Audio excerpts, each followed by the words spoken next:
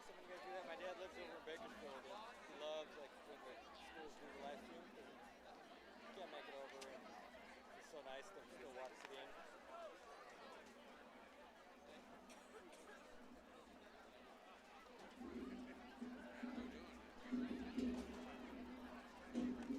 How long have you known it for?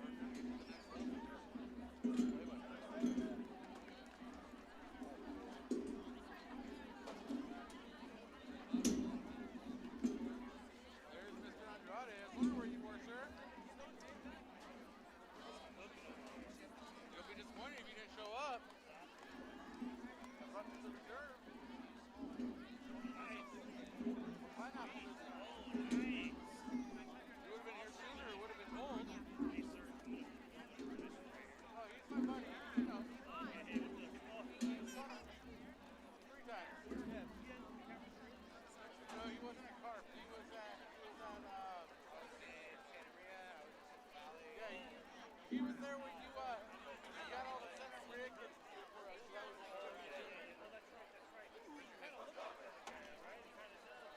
and then he was in when I tried to kill somebody from the top. Look, we're mixed.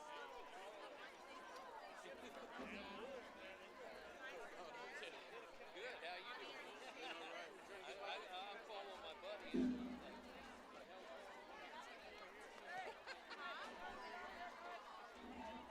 This is quite the That way? I got my mom and I. I thought it was military training or something. We can sit lower. Right? You know, you're just making it work. You gotta climb a ridiculous ladder. And then if you gotta slide down the other side, it's great. You're like a kid again. You know? Just a little military style. You know, I get coached what coach does it, you know?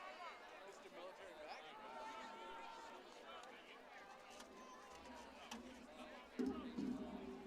I guess this is how they do it. Slow. Well, they're working their beginning process How was Armin? Oh, yeah. A lot of money. I guess we're lucky we have this.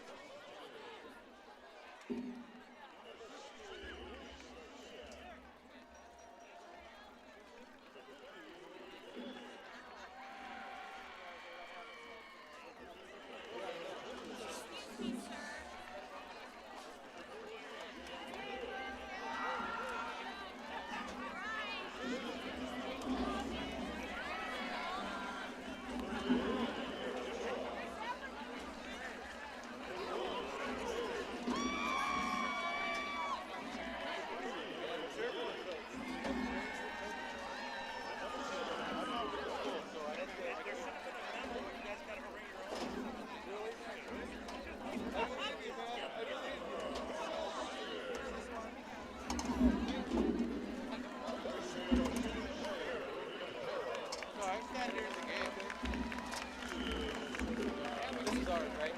This camera back.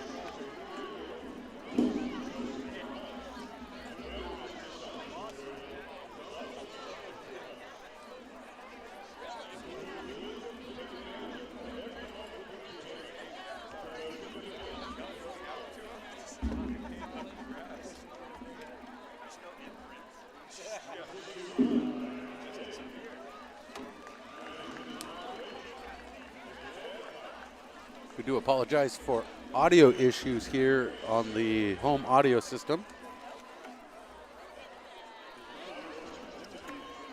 We're hoping to provide you more of an audio broadcast of senior night, but we'll bring you the video as Coach David Schuster celebrates the playing of 13 seniors in his program. The seniors have all gone through his program.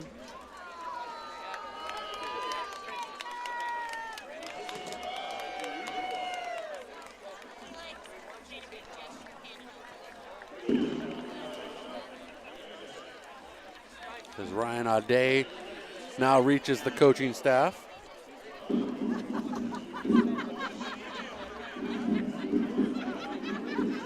we switch back.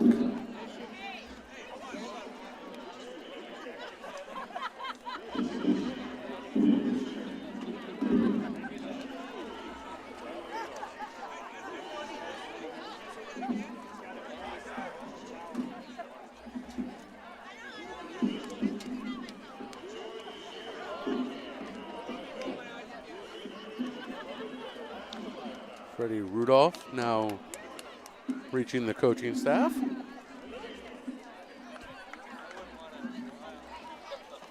As players share hugs.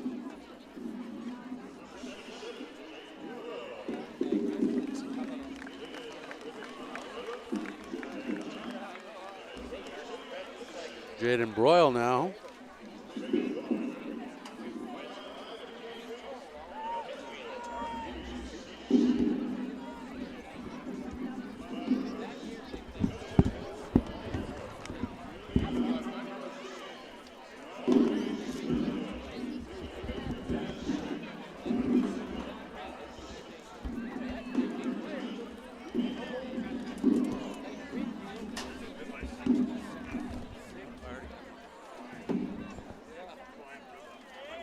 Okay.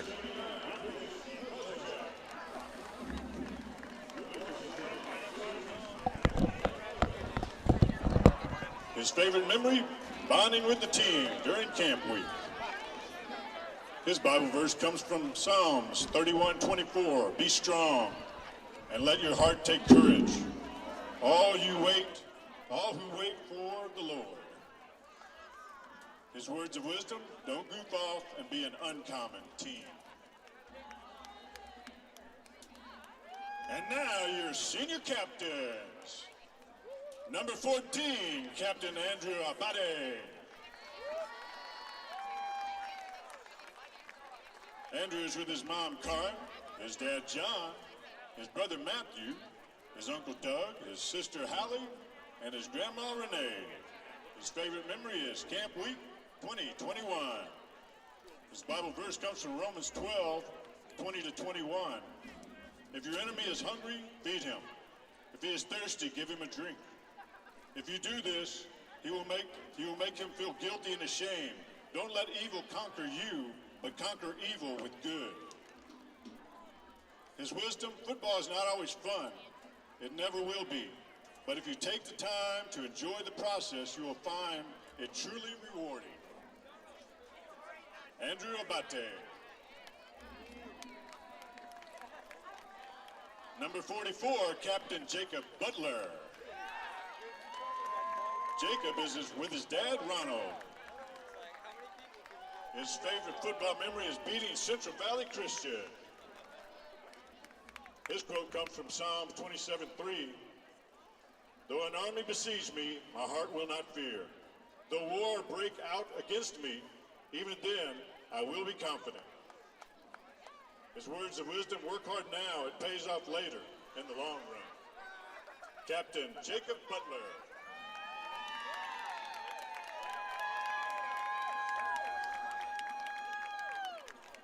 Number 52, Captain Elijah Gradinas.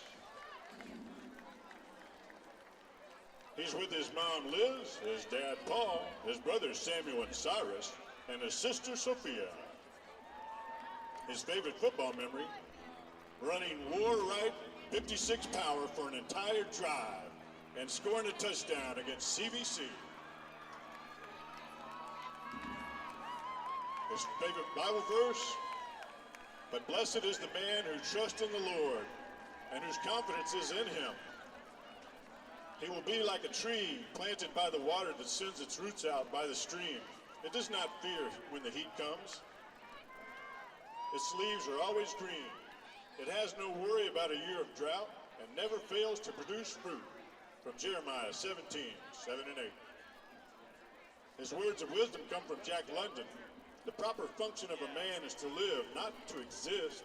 I shall not waste my days trying to prolong them. I shall use my time.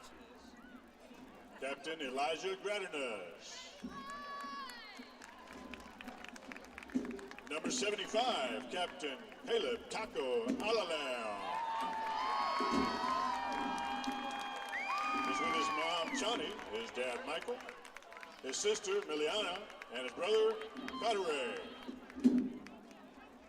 His quote comes from his best memory is Camp Week of 2021. His Bible quote is Philippians 4:13. I can do all things through Christ, which strengthen me. His words of wisdom, work hard And always listen and praise Mom, because she will be the one that will always support you.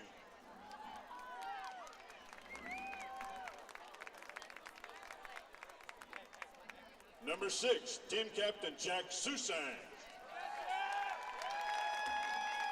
Jack is with his mom Tara, his dad Mike, his sister Piper, Grandma Levon, Grandma Margaret, and Grandpa Ed. His favorite football memory, Thursday night of camp week this year. The boys will know. His Bible verse comes from Corinthians 13:1. Love is patient, love is kind. It does not envy, it does not boast. It is not proud, it is not rude. It is not self-seeking, it is not easily angered. It keeps no record of wrongs. Love does not delight in evil, but rejoices in the truth. His wisdom, enjoy every moment you get and appreciate the special bond you have with your brothers. Captain Jack Susang.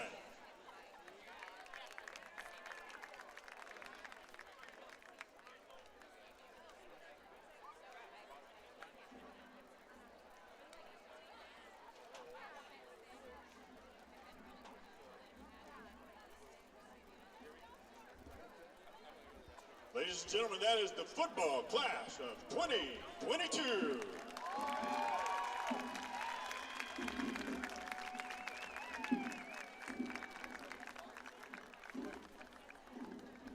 Seniors, we thank you for the memories, and we do want to remind you that there will be a senior group picture done right now. So please gather for that group picture, and then we will get on with the game.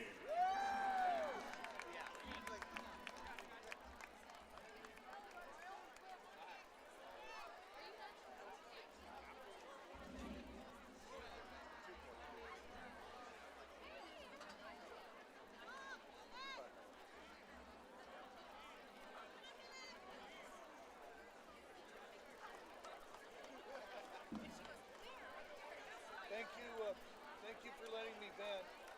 I appreciate it. I'm over it now. Thanks for having a little sense of humor in that. I'm over it now. It didn't bother me. You know why? My problem. I know, no shit. I can't help you. I don't work here. No, I hear you, man. Everyone can all laugh about it. Who cares, right? I hear you. No, yeah, that would have been great.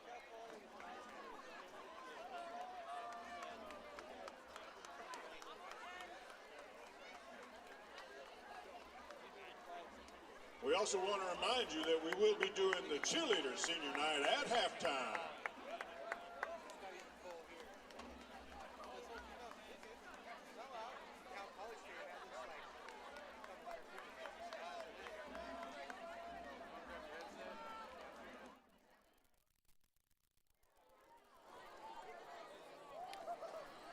Welcome to the Prep Sports Network pregame show.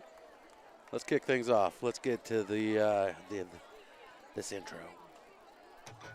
Sunset Honda presents tonight's pregame show on PSNtv. Sunset Honda has been voted best of SLO County for 7 years in a row, and they are now a proud partner of Mission Prep football. Now to the game, here's Big Red Brian Stanley.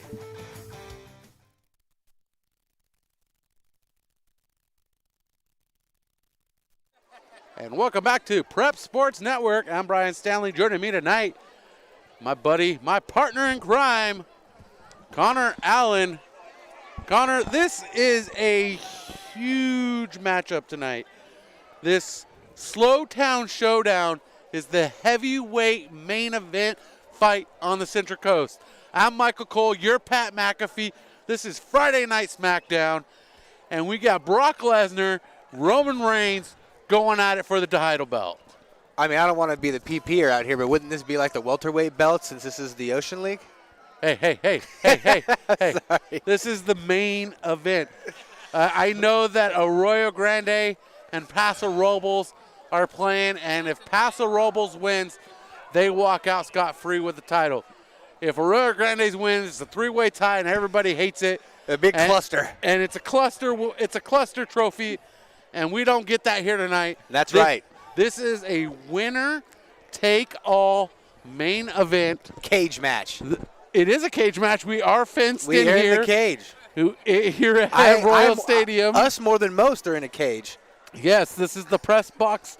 The cage box is what we're going to call it tonight, as we are in the cage match for the Ocean League crown here, the SLO-Town Showdown. We're just going to go ahead and change this up here for our graph. We got a little graphic there showing you that both things are on the line.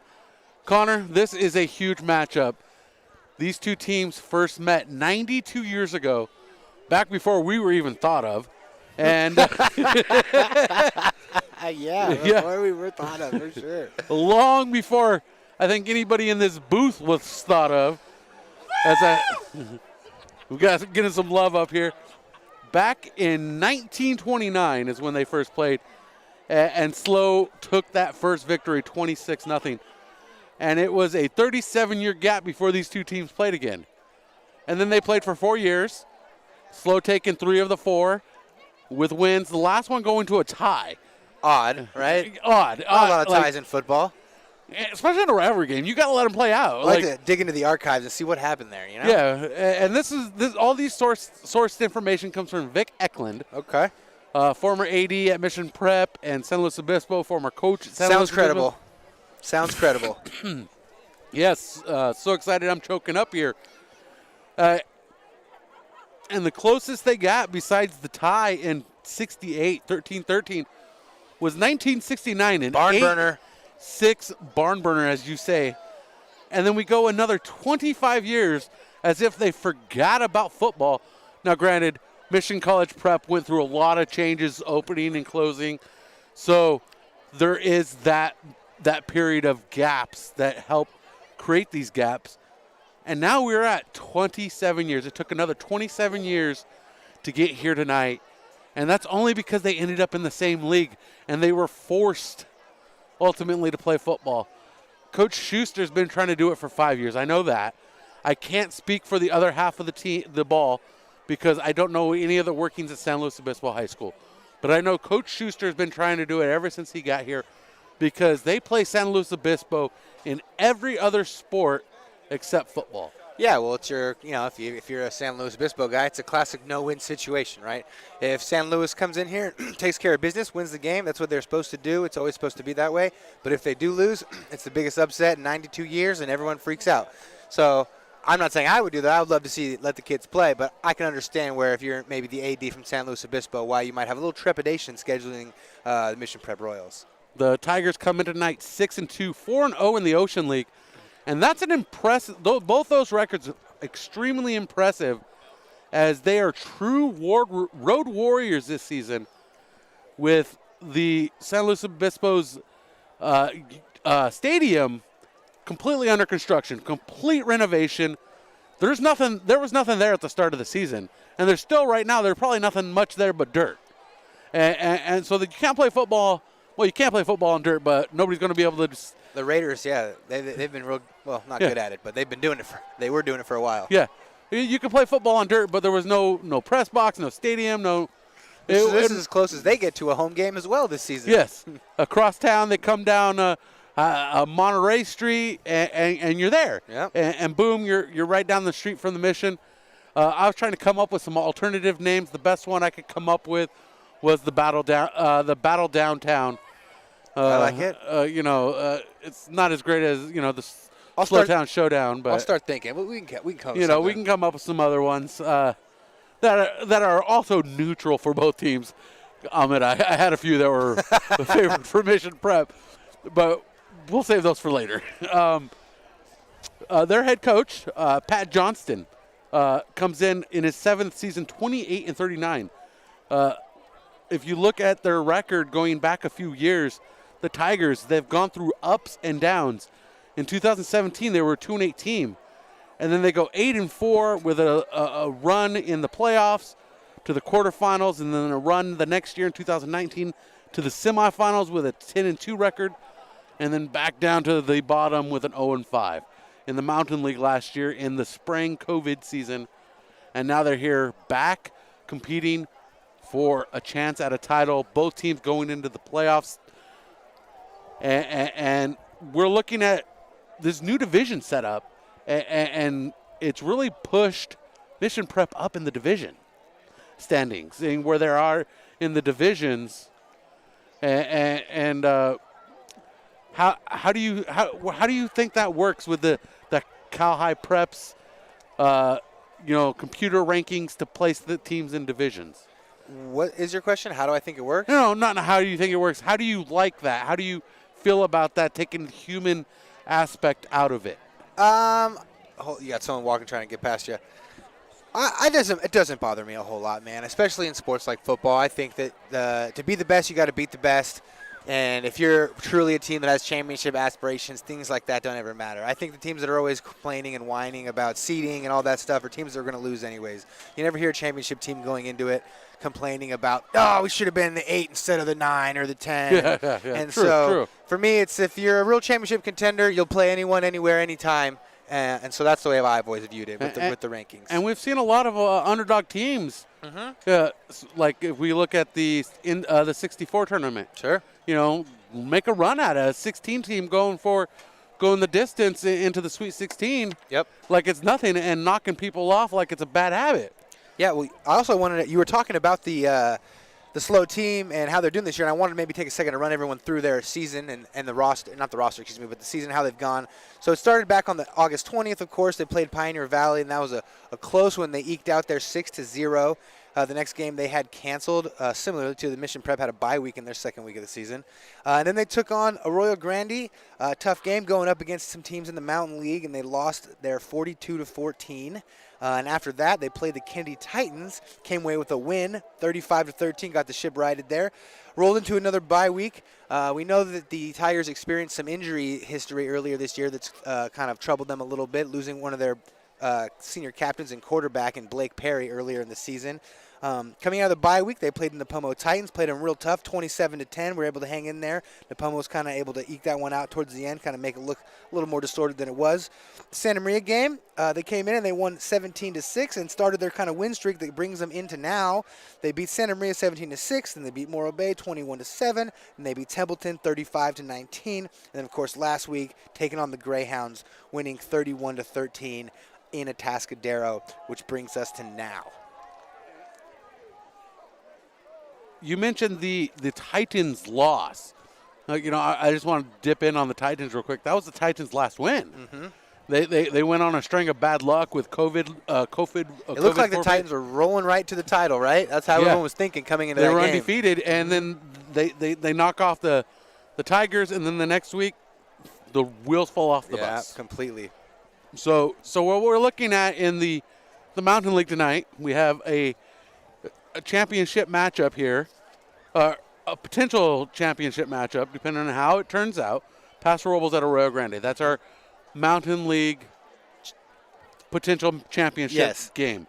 If not, Paso's already got a share of the championship. Yeah, they do. Okay, so and then there's to lose, and then it's Arroyo Grande and St. Joseph in the mix on that one. If they lose a game, If they lose the game, if not, they stay undefeated in league and claim it outright.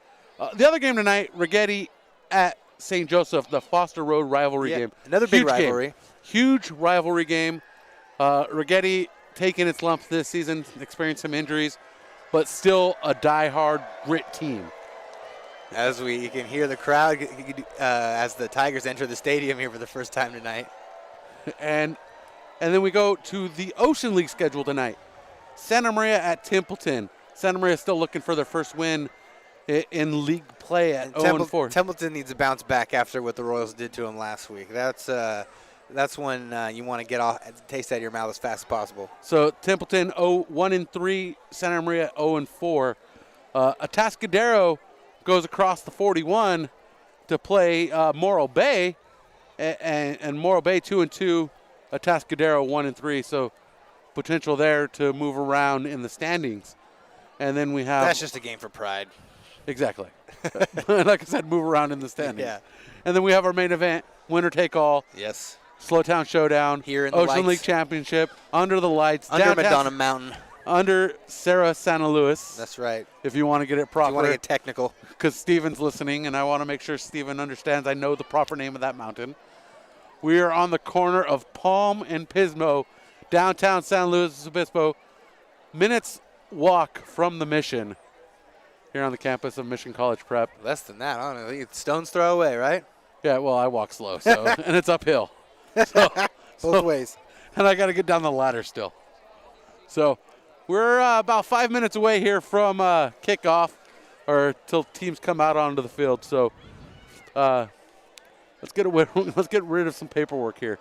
California Fresh Market presents Mission Prep football all season long, especially this championship title fight on PrepSportsNetworks.com. Since 1966, they have served the Central Coast, and they've got locations from San Luis Obispo to Pismo. That's 2 locations to serve you. Open 6 a.m. to 10 p.m.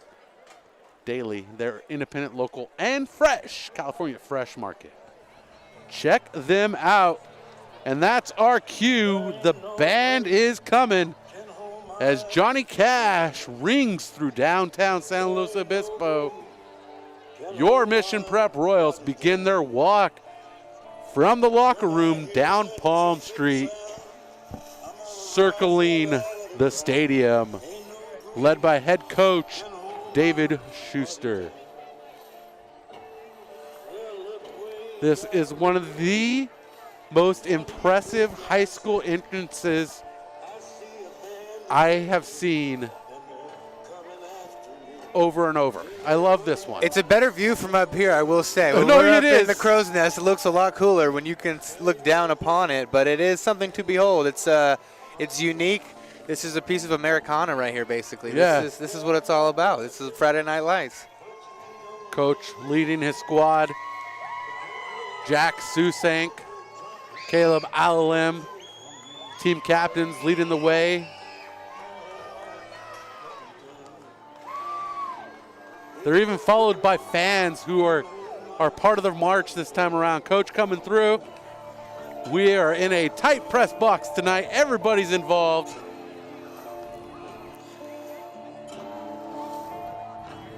And they will be entering from Pismo Street,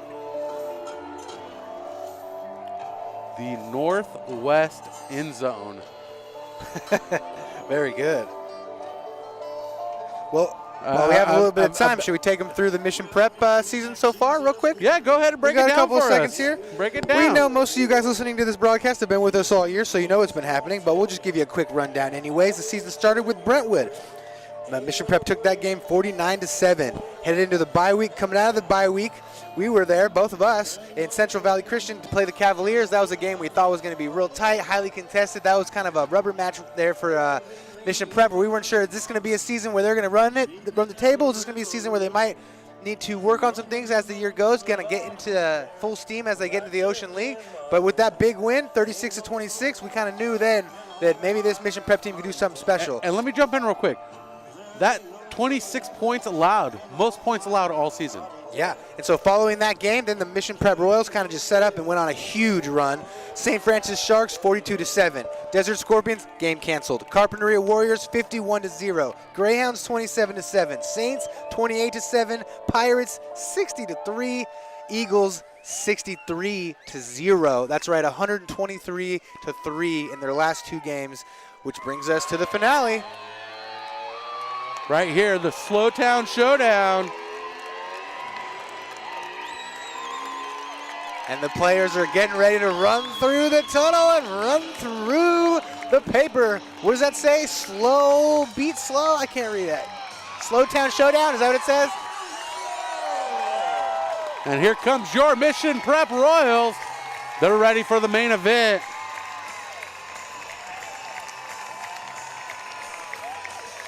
They are fired up here in downtown San Luis Obispo, and so am I. When I saw the schedule release for Mission Prep, you know, because I'm always like, I got to know, like, because as the broadcaster, I got to start planning. You're a football nerd, we know. Yeah. I circled this game. And like you were playing on the team, baby. Little did I know the ramifications that were going to come with this game. And these ramifications, the league championship, not for one team, but for either team. Whoever can put up the most points tonight will walk away with the crown. Well, when you make your schedule, this is what you always hope for. This is what you want to set up for. You want that last game of the season to be against the rivals, to be for all the marbles. You want to get everyone in town that either went to Mission or went to SLO to, maybe they don't show up to the game, but maybe they log in and watch it online. Maybe they just text their uncle or their friend and just, give them a little bit of ribbing. These are the kind of things that great small communities are about, and this is something that brings the town to life. Not a parking spot you can see anywhere downtown right now, as obviously there's no parking lot for the fans, so they're kind of dispersed around downtown San Luis Obispo. And this is it. This is exactly why we're here. This is why we've been doing this all season. Our captains tonight for the Tigers are going to be Blake Perry, Gavin Rigetti, Rory Devani, and Jack Krill. For your Royals, Jack Susank, Andrew Abate, who is not in playing gear tonight. He's in street clothes. Jacob Butler and Caleb Alalim. And we were awaiting the opening coin flip here. Yeah, and as we wait for this coin flip here, let's talk a little bit about this matchup here. What do you think about this, huh? I mean, we know Mission Prep's coming in with a incredibly high-powered offense this season, averaging 44 points per game and only allowing 7 points per game. So we know that for the Royals, the most important thing is to get that offensive game going early and often. I think it is going to be a slugfest between two good teams, and one team will become victorious at the end. Yeah, one thing we see here interesting about with the Tigers is we don't know. Blake Perry's been out most of the year, but he is in uniform. He was just out there with the captains, so it's totally possible that we maybe see a wrinkle or two, maybe a double pass, maybe an end around. Maybe they find a way to get him, because not only is he a captain, not only is he a stud player, but he's one of their senior leaders. So they want to get him a chance to redeem himself after this season after getting injured. And we are going to take a break as we're in prayer. Proudly serving the Central Coast since 1966, California Fresh Market is pleased to be the presenting partner of Mission Prep Football. With locations in Pismo Beach and SLO, we're open from 6 a.m. to 10 p.m. daily. California Fresh Market has it all, from a full-service coffee bar to an organic juice bar, sushi bar, full-service deli and catering. They fit all your needs at California Fresh Market. Local, independent, and fresh. We hope to see you soon. Go Royals! Hi, this is David Idell from Sunset Honda. We make car buying easy. Like 0% financing or Sunset Honda's transparent lease, where there's zero due from you when you lease any new Honda. Looking to cash in on your vehicle? Sunset Honda makes that easy too by offering $1,000 over Kelley Blue Book on your trade-in. Have another offer? Bring it. Worried about new car inventory? Don't be. Sunset Honda is packed with the vehicles you're looking for, and if you're thinking pre-owned, we have every option from Honda certified to our value lot filled with vehicles under $10,000. Plus, Sunset Honda is offering our essential workers a $500 discount voucher on any pre-owned vehicle. No wonder Sunset Honda has been voted the best new car dealer in SLO County 7 years in a row. And that's the Sunset Honda experience, where we make car buying easy. Get started today at sunsethonda.com. 0% for up to 48 months on 2021 HRV and Pilot models. 0% for up to 36 months on 2021 Odyssey and Passport models. For well-qualified buyers, Tier 1 through 3 through American Honda Finance. Essential worker discount on pre-owned vehicles only and can't be combined with other programs like Costco. Offers valid through 7/6/21. See dealer for details.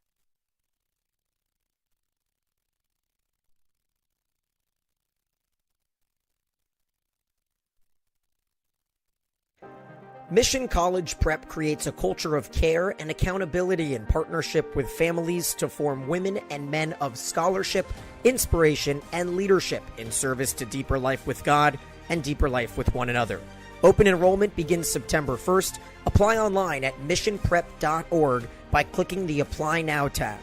99% of MCP seniors go directly to college. It's the only high school on the Central Coast to host SAT and ACT tests last year, with SAT, ACT, and AP scores exceeding state and national averages. 19 varsity sports, including esports. Come and experience the Mission College Prep difference by emailing enrollment at missionprep.org for more information.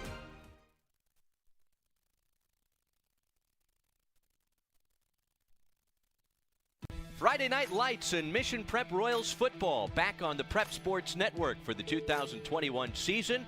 All broadcasts are presented by California Fresh Market and driven by Hyundai San Luis Obispo. Let's go to the field with the voice of the Royals, Big Red Brian Stanley.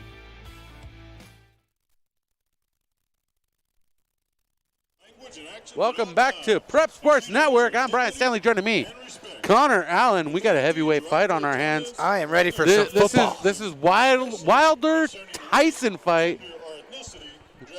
If I got that right? Fury, Tyson Fury. I got it close. I'm not a boxing Wilder fan. Fury fight. But man, I'm ready for football after that national anthem. Always gets my blood going. And it looks like the Royals are set to receive here. We appreciate you all joining us.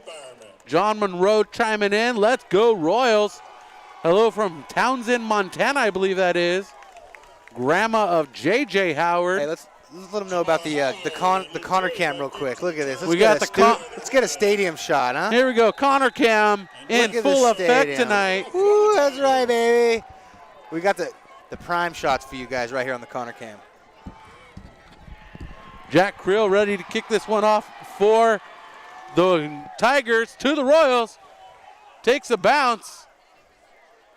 And it's going to roll into the end zone. It's going to be a touchback. That is a daring move right there. Heady play is what we call that right there. Yeah, he was playing with fire right there, but it ended up working out. If you can get the field position there, you want to do it. Yeah, no. Great idea to not pick that up and run with it to see if it roll in the end zone. But what if it rolled dead at the one? You have the kicking team closing in on you. Oh yeah, that's not where you want to be. Yeah, that's why it takes some marbles to be a kick returner. And we welcome you to Prep Sports Network's presentation of Mission Prep Football, the SLO-Town Showdown for the Ocean League Championship. White under center. Kobe White hands it off.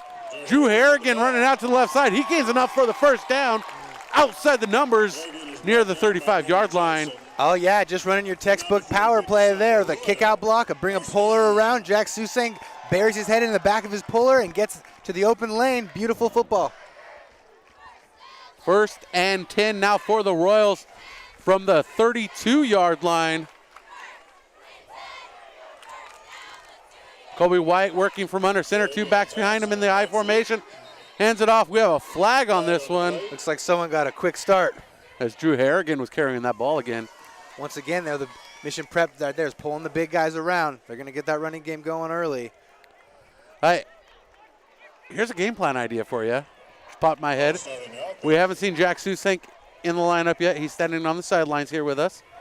And false start on the offense. 5-yard penalty, 1st and 15. They're wearing down the defense, giving him so he can get That's what I was thinking. A bit of strategy. Let Jack, let him come in a little bit later with some fresh legs. Harrigan's been doing a great job back there. Yeah. Make sure your defense is solid. Wide under center. Turns around, hands it off. Harrigan once again Counter. gets a good block from Alalim, yes. Caleb Alalim, good block. A good pickup across the 35 to the 37. Another counter right there, just perfect execution. You see the way Harrigan just kind of got in between his blockers, kind of gets lost in the mess right there in the scrum. And when San Luis Obispo defenders are looking for their ball carrier, they kind of just have to tackle everybody. Harrigan comes into the night with 411 yards rushing on 51 carries, 5 touchdowns on the year. Yeah, he's been a stud all year and great at spelling Susang. Hand off to Harrigan once again on the left side. He's got some room. He's across the 50. He got the green light ahead of him. He's at the 20, the 15, the 10, the 5. One man to beat. Pushed out of bounds inside the 5-yard line. What a run by Harrigan. So if you were listening to I don't know if you guys could hear him on the broadcast, but when they were talking about the senior night, one of the players said their favorite part of the season was when they ran the same play 5 times down the throat of CVC. That's exactly what Mission Prep has been done here today. They've run the same play 4 times, twice to the right, twice to the left, and that one pops almost for a touchdown. And free safety Brady Johnson pushes Harrigan out at the last second, preventing the touchdown. But the way this team runs the offense, it's almost inevitable at this point. Royals are playing big boy football. They're playing some bully ball right now with their rivals from down the street. Harrigan in the backfield, along with his fullback, Eisen Townsend. Harrigan takes the handoff, delivers the shoulder hit, and he's in the end zone for a 3-yard run. And the Royals are on the board first. They strike early. Can the Tigers answer back immediately? Well, if you're Mission Prep, that's everything you want in your opening drive. Never have to throw the ball, never face a third down. I don't know if they faced a second down, to be honest with you. Just march, march, march. You know what we're going to run. Try and stop it. You can't do it. They had 1 second down on that short pickup. There you go. 1 second down. That's a perfect drive. And we see Jack Susank for the first time tonight. And Jack Susank delivers the extra point. And it is 7-0 Mission Prep here in the first. Less than 2 minutes off the clock, a minute 45 to be exact. Like we said, that's a picture-perfect drive for the home team there. And conversely, if you're a fan of the Tigers, you're hoping that they're able to get something figured out here on the sidelines quick. Because if you can't stop that play, then it's going to be a long night. It's going to be a long night for the Tigers if that happens. The JV score made it a long afternoon for the Tigers. Not the way they wanted things to go down, 42-6. That's good for the Royals. That means they got a lot of talent waiting in the wings too, which is great for small teams. You know, that have less players than teams like AG around here that come into the season every year with 55 kids. Let us know where you're listening from. We got the chat going live here on PrepSportsNetworks.com. Plus, you can hit me up on Twitter, Stanley on Sports, Connor Allen, Connor C. Allen, ALLEN. OR, baby.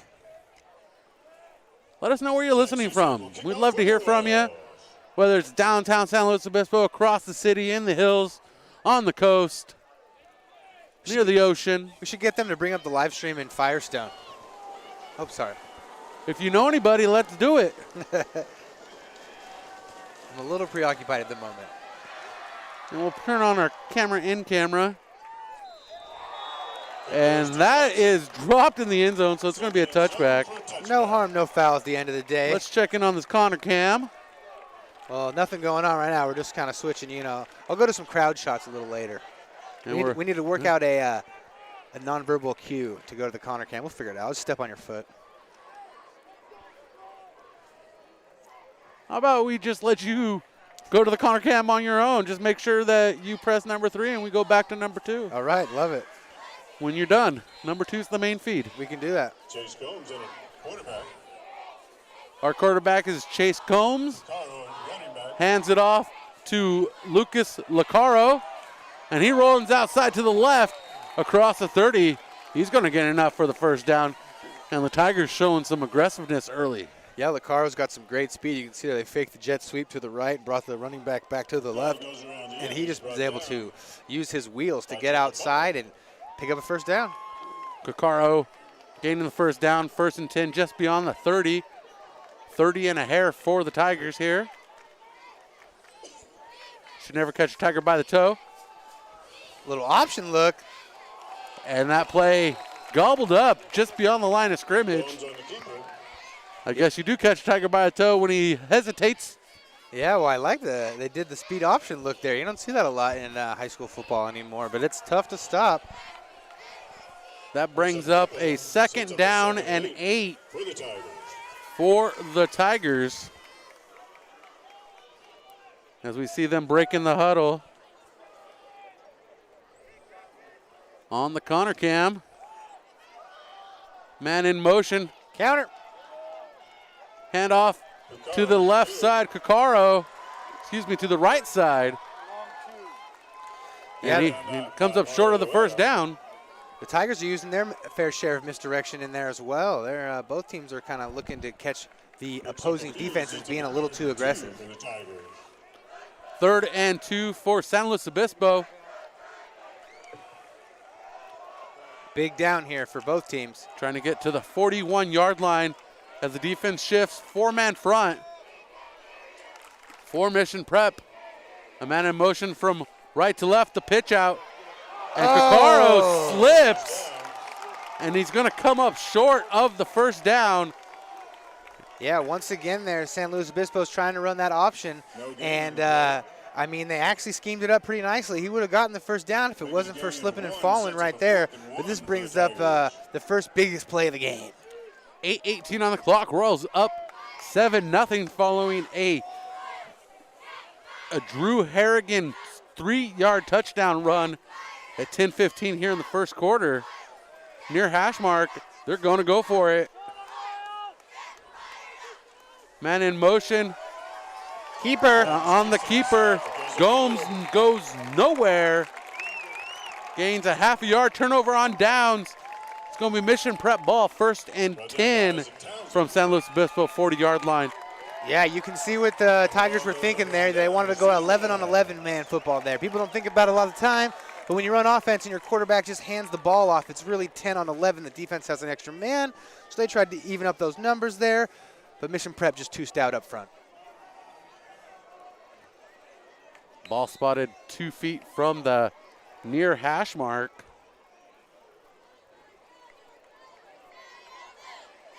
Kobe White going back under center.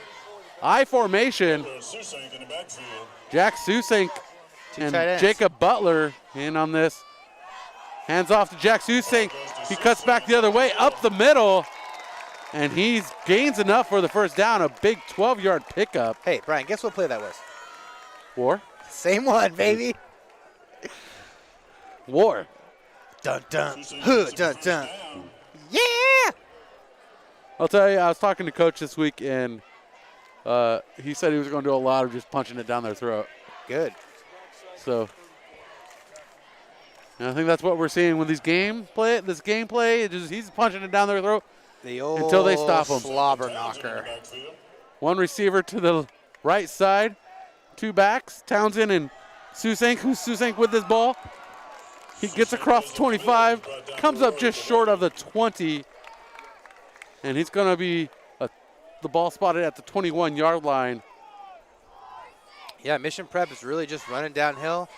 Haven't needed to look to the air yet. This is maybe the first time they have a chance to look to the air. A second and medium, second and short is a good time to take a shot. But they could just keep pounding the ball. When you're gaining 5 yards per carry, why change anything? It's a packed house here. Sellout crowd. Downtown San Luis Obispo, 6:45 on the clock. White under center, 2 backs behind him, receiver to each side. Hands off to Jack Susink. Finds some room, and Susink does get enough for the first down on 2nd down. And the Royals are in the red zone.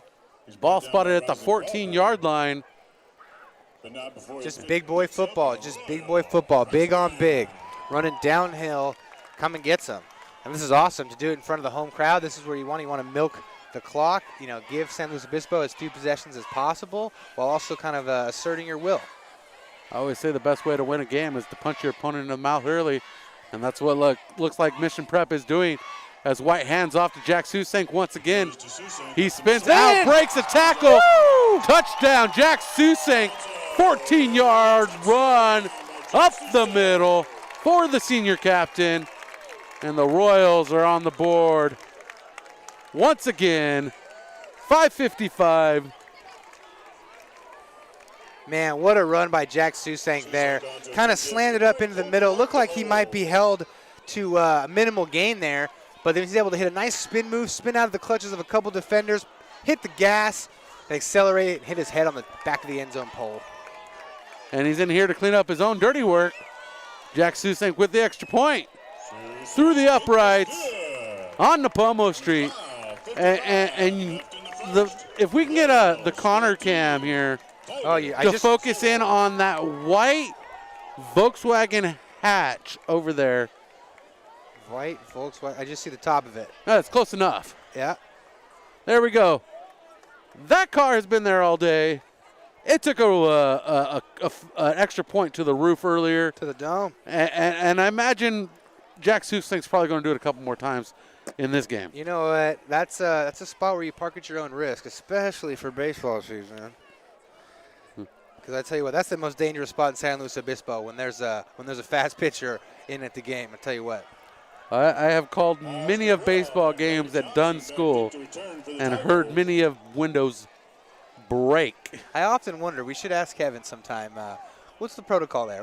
What happens? Because I know they must go through it often. Well, I think there's signs up that say park at your own risk. Yeah, What about foul like ball area? Yeah, your front window in your house. Dennis the Menace. Yeah, I like it. So 5:55 on the clock, 2 scores for the Royals, a 3-yard run by number 21, Drew Harrigan, and then number 6 on the board, Jack Susank with a 14-yard run at 5:55. And here we go, Jack Susank ready to boot this one away. And here's the kick. Student section absolutely going nuts. And Brody Johnson unable to pull that one in. All right, this is a big drive here. And return it because it happened in the end zone. This is a big drive here for the Tigers. Going down 2 scores early, going down 3 scores is something that you never want to do, especially before halftime. If you're the Tigers here, and if you're able to get a score, even just any points at all, keep this within 2 scores, get some momentum on your side. And if you're Mission Prep, you hope for a 3-and-out here, and you're able to just start running the table. Yeah, the Tigers still plenty of time on this in this ball game, in the SLO-Town Showdown, to do some damage. And the handoff going across the sweep, trying to do some cuts and reverses out across the 35 is Atala, Nolan Atala, doing some good work on that reverse sweep. Some great misdirection there. They fooled me, actually, my eyes. I up here thought that the quarterback had kept the ball on that one, but the Tigers are doing a great job of getting on the edges so far. I know that coming into the game, Mission Prep defense would tell you one of the things they want to stop is from getting the Tigers on the edges and using that speed, and that's something that so far they've been able to do today, though they haven't been able to get any points on their first drive. And the handoff to the left side once again, out across to the 50. Kakara, Luca Kakara to the 50. Midfield, single stripe, 50 more yards, or 50 yards to the end zone. Yeah, and Tigers need this score. We saw it in the first drive. The Tigers go for it on 4th down. Down 14-0 in a game for everything. They're probably going to have the luxury of having 4-down territory going forward. Man in motion takes the handoff on the sweep, trying to get a block, and Atala cannot get the block, and stopped immediately by Mario Loera. Loera made a great hit right there. He filled his gap, came flying down, and right as the running back stuck his foot in the ground to turn it upfield, he just stuck him and planted him straight back in the dirt. And Atala, all he does is move the ball from hash mark to hash mark, thanks to Mario Loera. Looks like he gained about a foot. Yeah, one side of the stripe to the other.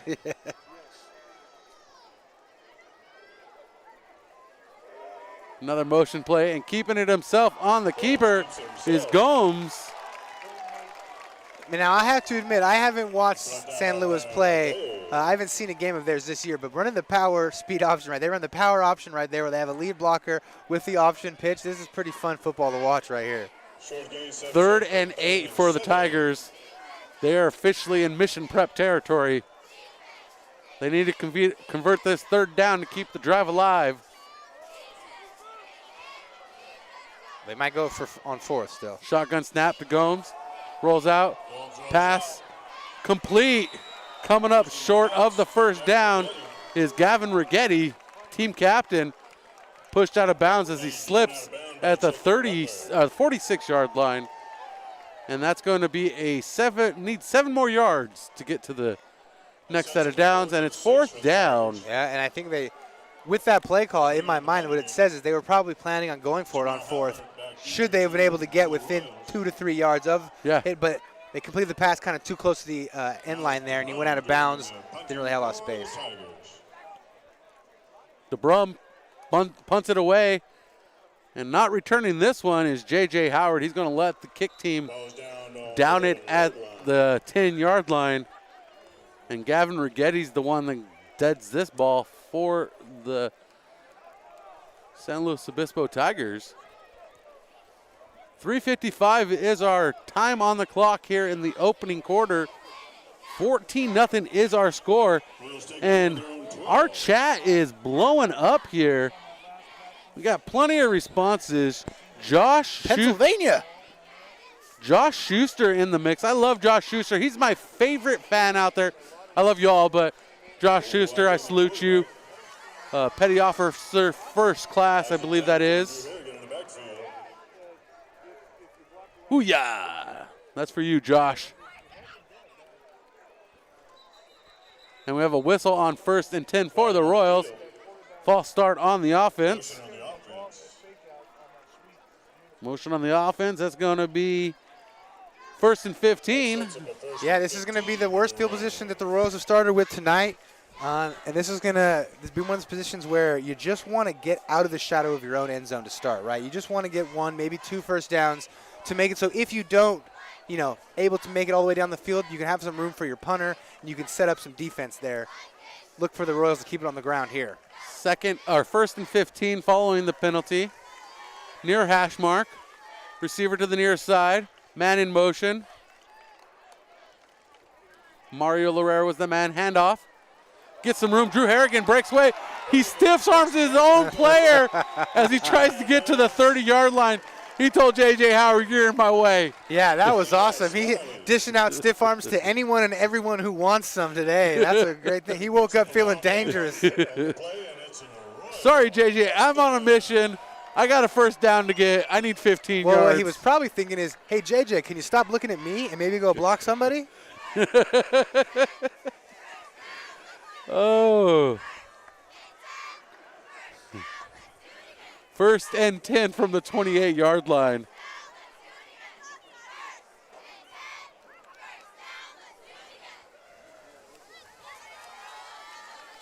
Kobe White under center. Rolls out. That pass complete to Mario Loera for the first down at the 40-yard line. Yeah. Oh, that was it. That was the first kind of play-action pass we've seen of the day. They've been setting that up, running the same play, the counter, over and over and over again. Now when he keeps it on the naked boot, he was all by himself. Loera running across the field, and he made a nice throw and a nice catch there to pick up the first down. We got people from Redwood City watching in, Everett, Washington. And you talk about Pennsylvania chiming in here, watching. We have Hawaii tuning in. Woo! What time is it over there? Aloha. 3 hours behind us. So they still got a little bit of sunlight probably. Man in motion. Kobe White hands it off to the back. Drew Harrigan. And Drew Harrigan taken down just beyond the line of scrimmage. Looks like the Tigers have had just about enough of that play coming at them. Picks up about 2 on the play. Now, Sets up a 2nd and 8 for the Royals. 2nd and 9. My point to the matter of having New Wilmington, Pennsylvania, and Hawaii chiming in is our broadcast is spanning over 6,000 miles thanks to YouTube. The advances in modern technology helping us spread the word of football from sea to sea. And beyond. Yeah. Do we have any international listeners? Please tune in. Let us know. Timeout Mission Prep Royals. We'll be right back with the timeout. This is Mission Prep Football presented by California Fresh Market and driven by Hyundai of San Luis Obispo. Hyundai San Luis Obispo is proud to support Mission Prep Football this fall at 1407 Auto Park Way in San Luis Obispo. Come check out our Hyundai Getaway Sales event. With new inventory arriving daily, you won't want to miss out on what's going on at Hyundai San Luis Obispo. And if you don't feel like coming in, we make it easy with the option to shop from home. For more information, visit HyundaiSLO.com. Mission Prep Football is driven by Hyundai San Luis Obispo. Welcome back to Mission Prep Football, presented by California Fresh Market and driven by Hyundai of San Luis Obispo.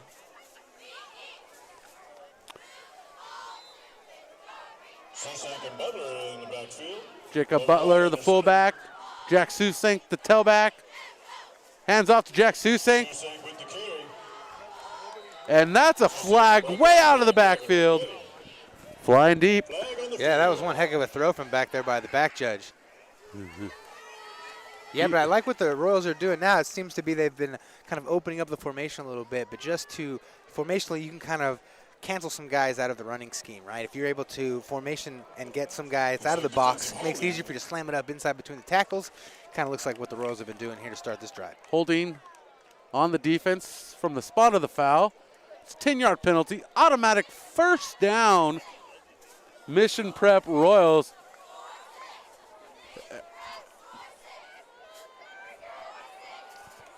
And that throw out of the backfield literally looked like the judge was just throwing his laundry out there, the back judge.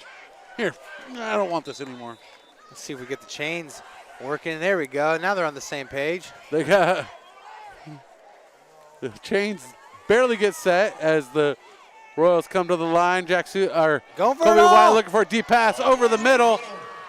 J.J. Howard pulls it in as he goes to the ground. Man, what a catch by Jamar Howard. You saw they had the three receivers. They've been running out of it. This time they did the play pass, looking for it all. He runs the post and just absolutely jumps over the defender and comes down with it. That was a big-time play by the receiver on the outside, just showing his athleticism as he has all year long. And a huge pass from White to Howard puts him in the red zone.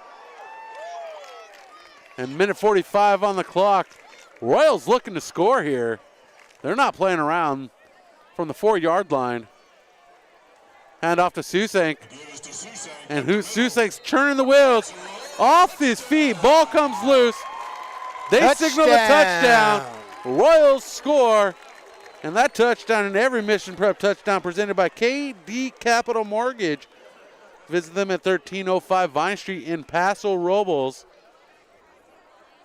Or give them a call, 805-226-5550. Yeah, just more powerful by the Royals there, but what an outstanding drive. Starting inside their own 5-yard line, 95 yards, marching it down the field, completing their first passes, and then going back to the bread and butter when they get into the red zone. Absolutely gorgeous drive to take a 3-score lead here against the rivals in a game for everything. As Susank puts the kick through there to make it 21-0, still in the first quarter.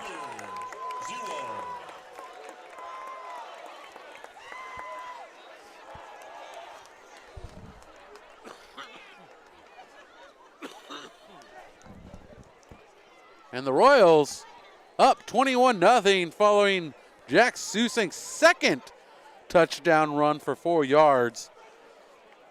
Following a big pass from Kobe White to J.J. Howard.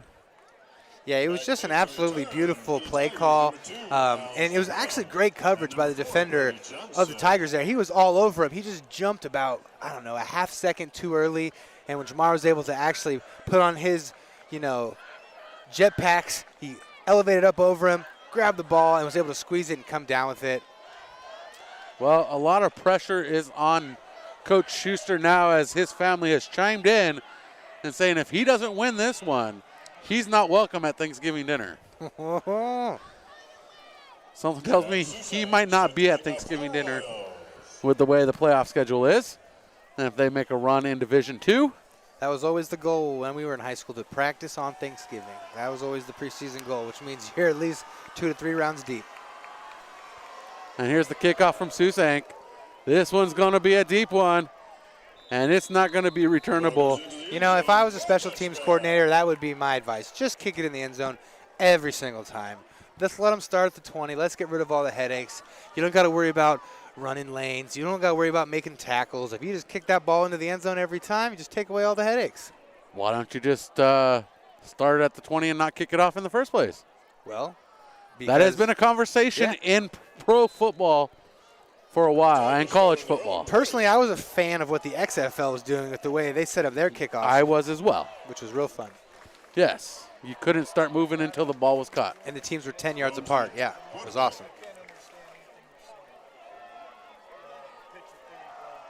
And the handoff is quickly broken up by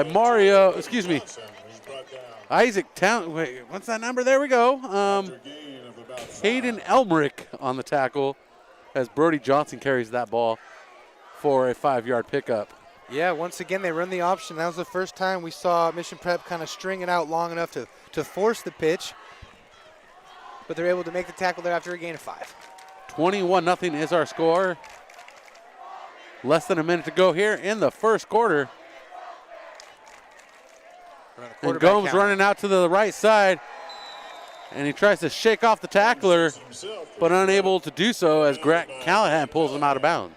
Yeah, basically the Tigers here are going into the 2015 Carolina Panthers playbook. They are running full Cam Newton offense. They are running quarterback powers. They're running options. They're running sweeps. And it's going to be a game where the Mission Prep defense, now they already have done it really well, but they're going to have to stick to their keys because there's going to be people flying around all over the place. Pass out of the backfield is complete to Kakaro. And Kakaro gets across the 35, short of the 40 for the first down. Moving the sticks for San Luis Obispo with 42.0 seconds left on the clock. Yeah, that's a fun play design right there. They kind of motioned the running back out of the backfield with a deep kind of bubble motion, and then they're able to sling it out to him, and the receivers are able to get some blocks and spring him for a first down. Great play call. Clock running here. Hands off to the man in motion, Miles DeBrum. And DeBrum pulled down in the backfield by Mario Lorera. Great play by Wera there. He was kind of the last man able to make that.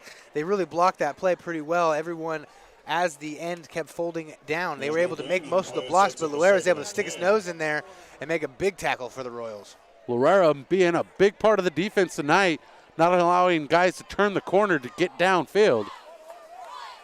And that's the end of the first quarter.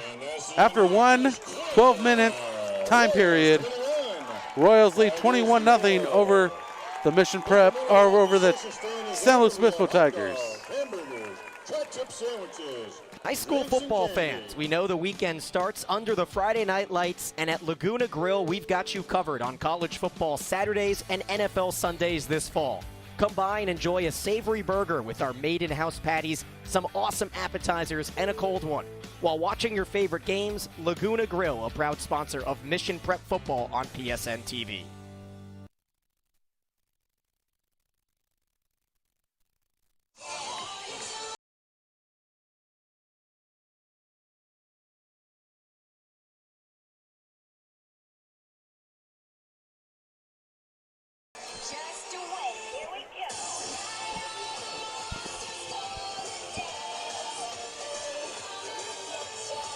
And we are back at Mission College Prep. This broadcast presented by Laguna Grill. Laguna Grill is a proud sponsor of Mission College Prep football. Go check them out. They have some great burgers and a wall-to-wall TV screens. Great place to watch football on Sundays. Laguna Grill in San Luis Obispo at the Laguna Village Shopping Center. We got a shot of David Schuster right there, head coach, talking with the refs, just straightening some things out. Not liking some of the calls. As we're underway here, getting ready to get underway here in the second quarter. Man in motion. Got him. Pass complete over the middle. As DeBrum, as Rigetti pulls it in, a big gain across the 50. Gavin Rigetti making an impact, pulling the Tigers into the red zone. Yep, they've been running those misdirections with the jet sweeps going back and forth the whole game so far. This time, with that, when they do that, the receivers kind of do stock blocks, right? They run up on the safety, they run up on the linebacker, whoever it may be, and they get in front of him. That time, he got in front of him, gave him a little move, hit the seam, and was wide open, and a great pass from the young freshman quarterback. Ball at the 14. Gomes keeps it himself with the pitch to the tailback. Kakaro, as the visitor crowd responds finally with a "we can't hear you," as the home crowd has gone silent following that big play. Yeah, the two crowds have been going at it quite a bit here so far. Love the chants back and forth. Oh, beautiful chants back and forth. All in good spirits so far. All right, so this is the first time the Tigers have been able to get down inside the red zone today. Let's see if they can turn it into some points. And if it wasn't 4-down territory earlier, it should definitely be 4-down territory. Second and 6 for the Tigers. 10:54, clock running. Man in motion. Gomes going to keep it himself, trying to find some room, but going nowhere. As he's brought down by Gabe Rodriguez, the sophomore tackle. Yeah, that's just another one of those plays where Gomez has the option if he wants to hand it off or he can keep it himself. Kept it there. Might have been the wrong decision in the long run.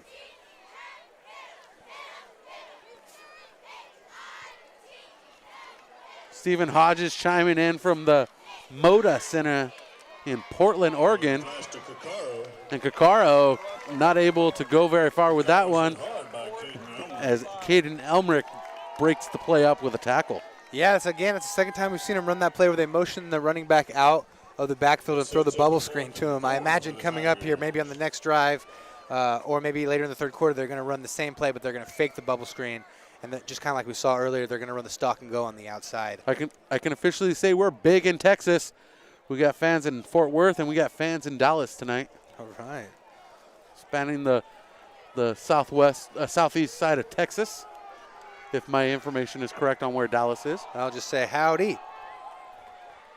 4th and 4, they're going for it. Gomes stays on the field with his offense. Pitches out to Kakaro. And Kakaro comes up short. They are unable to complete a 4th down. Once again, turning it over to the Royals as we go back to the Connor cam. Yeah, the Royals were doing a perfect job. They're able to string out the option play all the way to force the pitch. And once they force the pitch, the safeties start coming downhill. And something the Royals have done a great thing with all year is gang tackling. And that's exactly what that was right there, as they had 4 different Royals at the point of attack.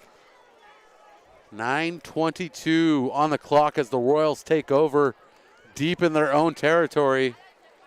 Ball's inside the 10-yard line. Right at the 9. Kobe White under center. Tie formation, turns, hands off to his back. And his back gets stopped at the line. Just another power downhill run, I think. And Jack Susink was the ball carrier. Yeah, at first I thought that the Royals might be doing kind of a alternating one series. Harrigan goes, one series, Susink goes.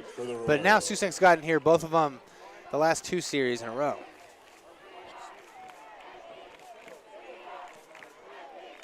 Butler's going to be the fullback for Susink in this one.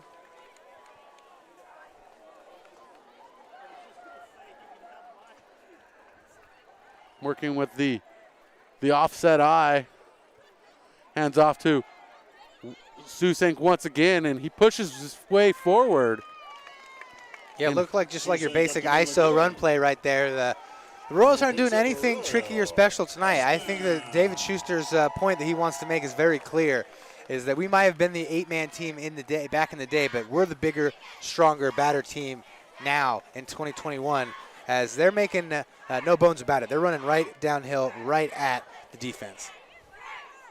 And if the score stands the way it is in favor of the Royals, this will be Coach Schuster's 2nd undefeated regular season here at Mission Prep, the first being with an 8-man squad that played 3 11-man games. Schuster's done a great job. He's done a fantastic job since he's come to Mission Prep. The pitch out to the near side. We got a new back. George Kardashian tight walks the sideline, trying to gain enough for the 1st down. Comes up a half a yard short. Every time Kardashian touches a ball, I'm a little bit surprised at how quick he is. He always just has another gear, it seems like. Right there, he'd been strung out all the way to the edge. Looked like he was going to get run out of bounds for maybe even a loss, and then is able to turn the corner and picks up 5 yards. I really got to quit watching the far side judge, because he's not spotting the ball right when it's the near side judge spotting it. So it was 2nd and 3 here for the Royals.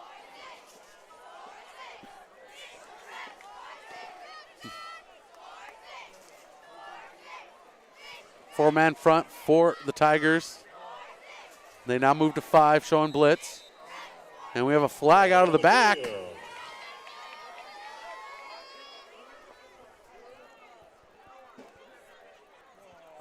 Where is he? There he against the Royals. It's going to be a 5-yard penalty. Yeah, it looked like some kind of procedural penalty. Illegal motion on the offense. Yeah, which will put the Royals back in second and 7, you want to say? You got 2nd and 7 for the Royals. 2nd and a long 7, short 8. Visitor saying you can't do that. They're coming out in a kind of double wing look. And I didn't know who had the ball, but it's Jack Susink carrying it, and he gains a couple yards. He's going to be short. Yeah, they came out in the double wing there with one receiver up to the top of the screen. Kind of ran that old school dive play to Jack Susink there, but I thought St. Louis was not fooled. I thought Drew Harrigan had it out onto the left side. Well, that's something we've seen with Mission all years. They've run a whole lot of different formations and sets.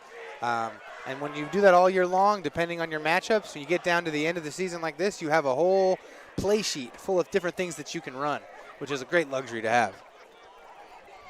I'm trying to listen to what the crowd was just chanting. No, that one was a little hard to hear. What I heard and what they're probably saying are two different things. So playing telephone. We're not going to repeat it. And they have 12 men on the field, I think. Yeah, San Luis has 12 guys on the field. Oh, no? 2, 4, 6. Let's see. 10. Yeah. No, it's going to be a delay of game on the Royals, and Coach Schuster is not pleased.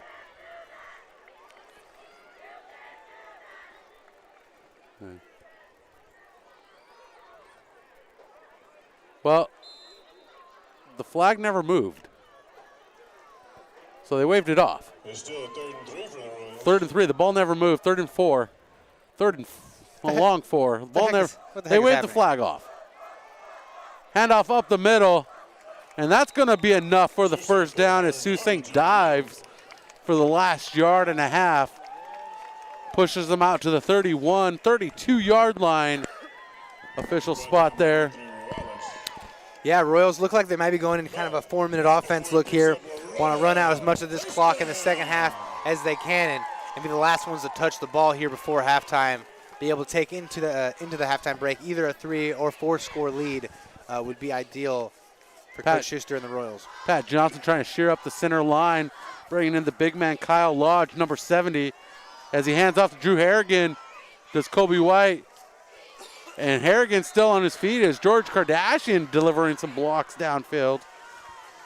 Yeah, a little surprised to see Mission Prep kind of a little bit abandoning what got them the first 3 touchdowns there in the first half. They've kind of gone to a different formation here, and it's kind of given this Tiger defense a little bit of life here. They're getting a little excited. The guys are starting to get a little pumped up on the defense after making a couple of plays there around the line of scrimmage. I'm reading through some of these chats. David Schuster is greater than Nick Saban. David Schuster getting a penalty means no stuffing at Thanksgiving. Coach is getting raked over the coals, and he's leading. Yeah, poor coach. Hands off out of the backfield as Kobe White to Drew Harrigan. And Harrigan pushes his way out to near the 40. I don't know when Mission Prep turned into Alabama, but these fans are high expectations out here. These internet fans are killing it. I love a good roast, as long as it's not me. Sure.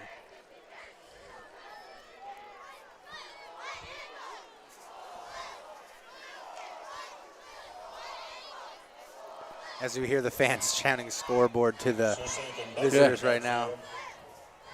The scoreboard reads 21-0. Mission Prep in the lead. Handoff to Jack Susink. He's turning up speed. He's pushing. He's making a dive out to the 50, out across the 50 into San Luis Obispo territory. I think somebody whispered in Coach Schuster's ear the same thing I was saying. Hey, why don't we just go back to running the counter? We pull the 2 big guys around the edge. And they said, you know what? Okay, let's do that. They go to it. Boom. There's you go. There's a chunk play right there.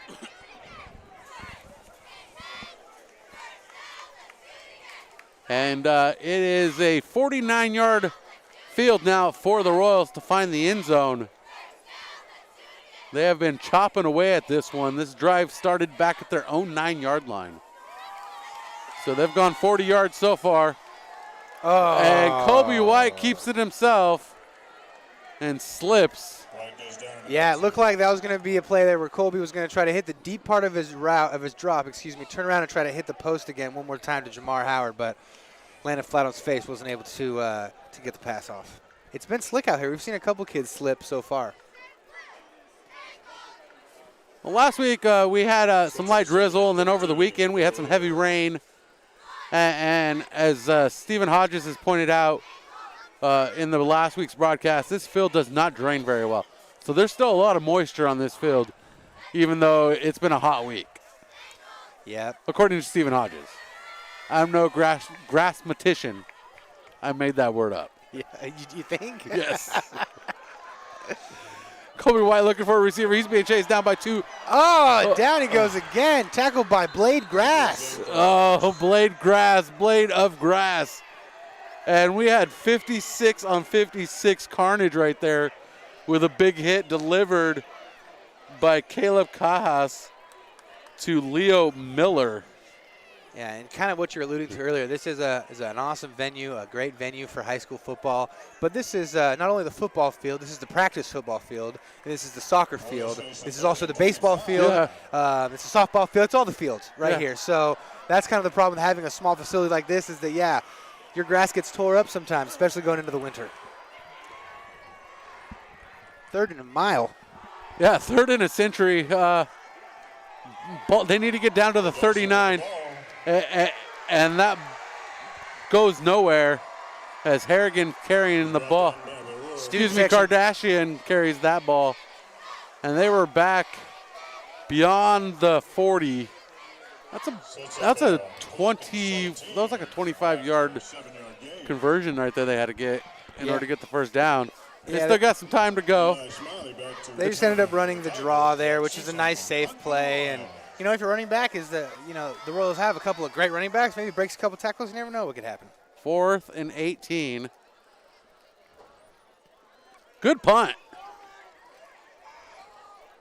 And this Smalley's going to return this one. Smiley, going to return this. Eli Smiley going to return this one. And it was returned out to beyond the 35, about the 37-yard line where they're going to spot it. 2:04. So we got the 2-minute drill now for the Tigers here, Connor. And not much has gone right except the deep passes over the middle, catching them off guard.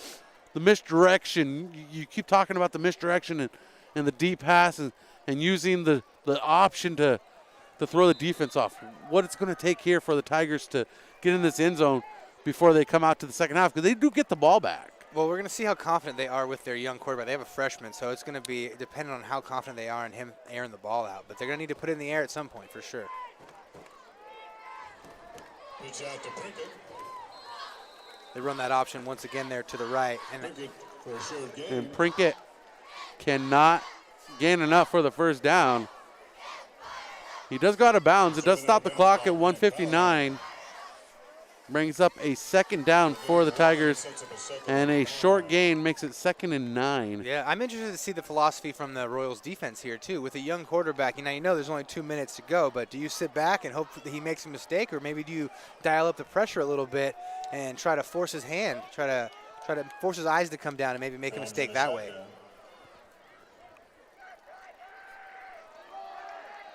And the handoff out of the backfield to Atala.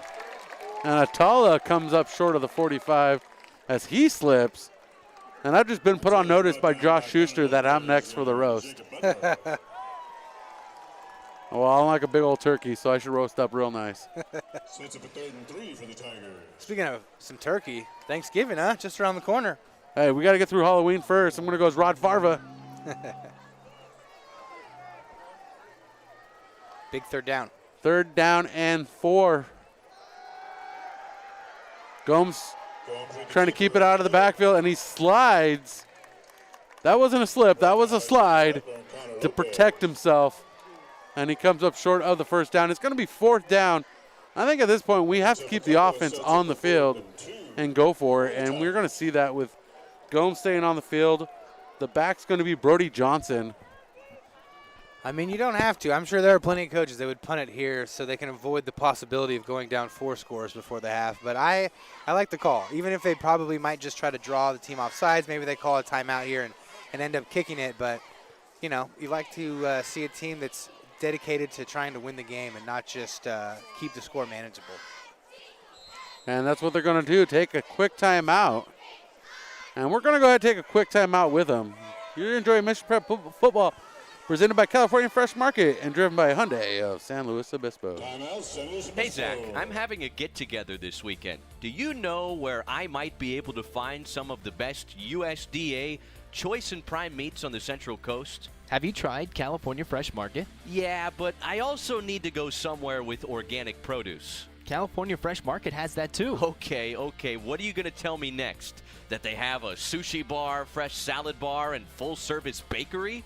Look, I have a feeling we're going to be here for a while. Check out California Fresh Market in Pismo Beach and San Luis Obispo. They have you covered. A proud partner of Mission Prep Football. Welcome back to downtown San Luis Obispo. I'm Brian Stanley. And joining me, Connor Allen, Thomas Bowden, and punt units out there this time. They drew themselves off sides.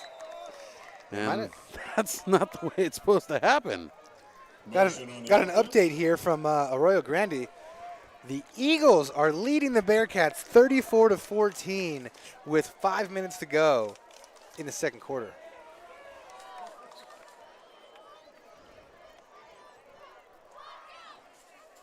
And calling themselves offside. So it's over 4th and 7 for the Burn to punt from.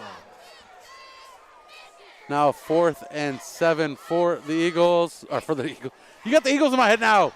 Look what you did, Tigers. That's a good punt by the Tigers. That one's going to sail off into the red zone there.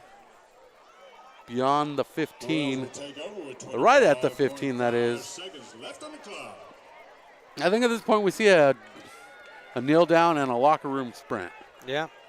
There's no need to test the patience of the defense. No need to put your offense at harm's risk.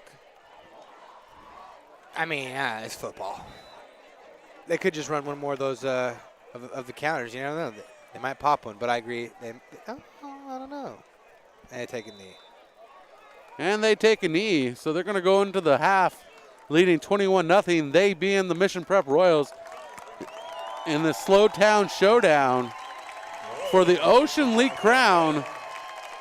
We have 24 minutes to decide a winner, and we have halftime coming up.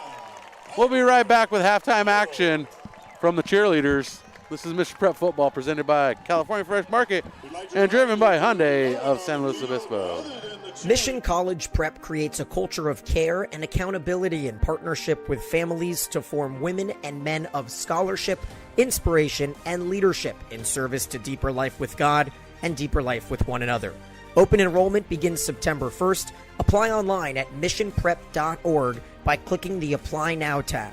99% of MCP seniors go directly to college. It's the only high school on the Central Coast to host SAT and ACT tests last year, with SAT, ACT, and AP scores exceeding state and national averages. 19 varsity sports, including esports. Come and experience the Mission College Prep difference by emailing enrollment at missionprep.org for more information. Located in the Laguna Village Shopping Center, Grocery Outlet is proud to support Mission Prep Football for the 2021 season. At Grocery Outlet, you'll find name brand groceries and farm fresh organic produce for 40 to 70% less than conventional grocery stores. Open 7 days a week, 7 a.m. to 10 p.m. We hope to see you soon at Grocery Outlet, a proud supporter of the Mission Prep Royals.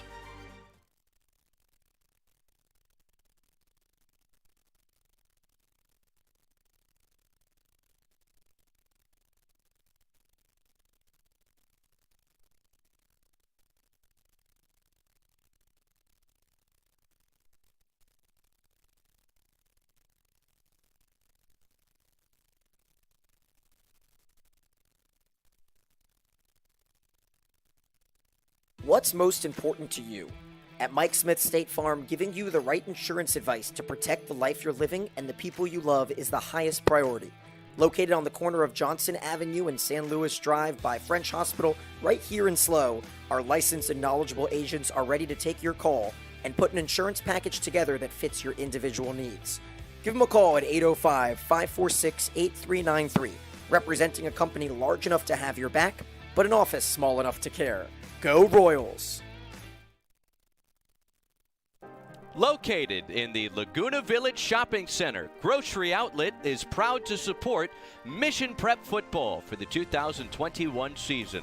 At Grocery Outlet, you'll find name brand groceries and farm fresh organic produce for 40 to 70% less than conventional grocery stores. Open 7 days a week, 7 a.m. to 10 p.m. We hope to see you soon at Grocery Outlet, a proud supporter of the Mission Prep Royals. Hi, this is David Idell from Sunset Honda. We make car buying easy. Like 0% financing or Sunset Honda's transparent lease, where there's zero due from you when you lease any new Honda. Looking to cash in on your vehicle? Sunset Honda makes that easy too by offering $1,000 over Kelley Blue Book on your trade-in. Have another offer? Bring it. Worried about new car inventory? Don't be. Sunset Honda is packed with the vehicles you're looking for, and if you're thinking pre-owned, we have every option from Honda Certified to our value lot filled with vehicles under $10,000. Plus, Sunset Honda is offering our essential workers a $500 discount voucher on any pre-owned vehicle. No wonder Sunset Honda has been voted the best new car dealer in SLO County 7 years in a row. And that's the Sunset Honda experience, where we make car buying easy. Get started today at sunsethonda.com. 0% for up to 48 months on 2021 HRV and Pilot models. 0% for up to 36 months on 2021 Odyssey and Passport models. For well-qualified buyers, Tier 1 through 3 through American Honda Finance. Essential worker discount on pre-owned vehicles only and can't be combined with other programs like Costco. Offers valid through 7/6/21. See dealer for details. At Mama Leah's Pizzeria, we provide fresh ingredients, handmade pizza, wings, local beverages, and more. We're a family-owned, locally ran, family-friendly pizzeria serving fresh, hot pizza for our customers. Conveniently located off of Los Osos Valley Road, we're open Monday through Saturday, 11 a.m. to 9 p.m. Call in an order at 805-439-1306 or visit us online at mamaleahsslo.com. Stay tuned after the game for our Mama Leah's Pizzeria Player of the Game.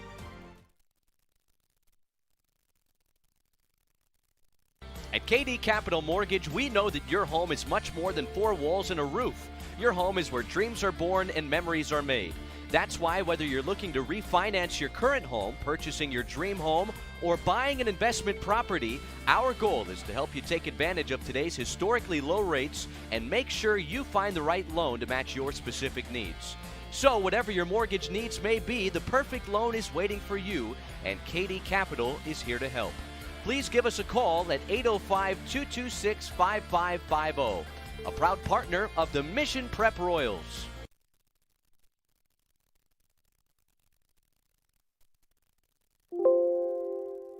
Hi, this is David Idell from Sunset Honda. We make car buying easy. Like 0% financing or Sunset Honda's transparent lease, where there's zero due from you when you lease any new Honda. Looking to cash in on your vehicle? Sunset Honda makes that easy too by offering $1,000 over Kelley Blue Book on your trade-in. Have another offer? Bring it. Worried about new car inventory? Don't be. Sunset Honda is packed with the vehicles you're looking for, and if you're thinking pre-owned, we have every option from Honda Certified to our value lot filled with vehicles under $10,000. Plus, Sunset Honda is offering our essential workers a $500 discount voucher on any pre-owned vehicle. No wonder Sunset Honda has been voted the best new car dealer in SLO County 7 years in a row. And that's the Sunset Honda experience, where we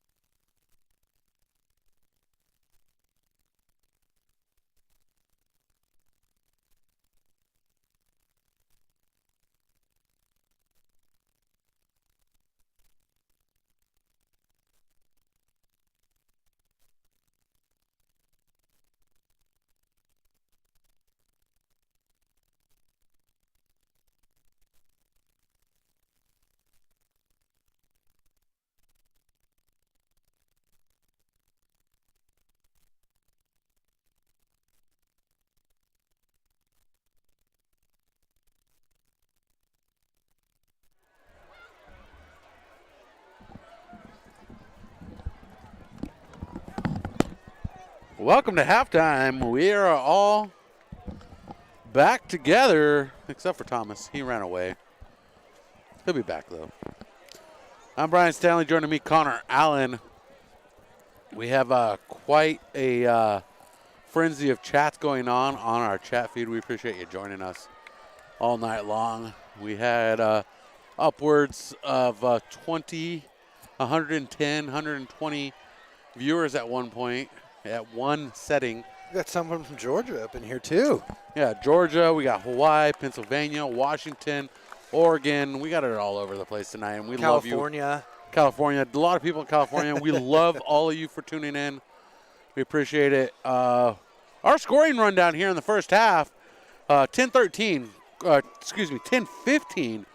It was a minute 45 off the clock. 3-yard run by Drew Harrigan to make it a 7-0 game against the San Luis Obispo Tigers. And then 5:55, a 14-yard run by Jack Susank to put Mission Prep up 14-0. And what an epic song to play 2 nights before Halloween. Oh, yeah. This is a high school halftime show I can get behind. The Thriller dance, I'm all about it. And then at 132 remaining in the half, a 4-yard run by Jack Susank. Enjoy.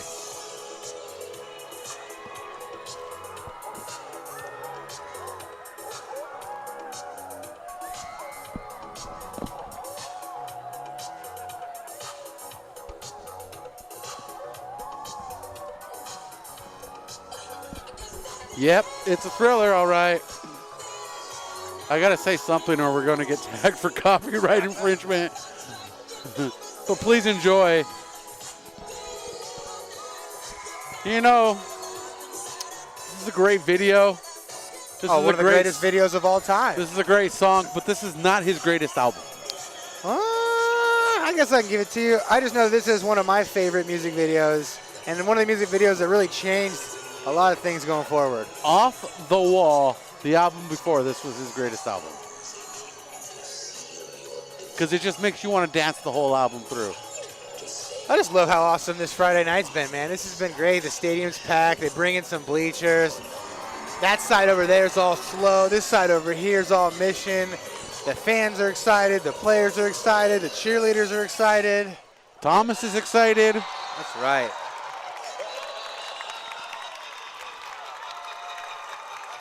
Uh-oh.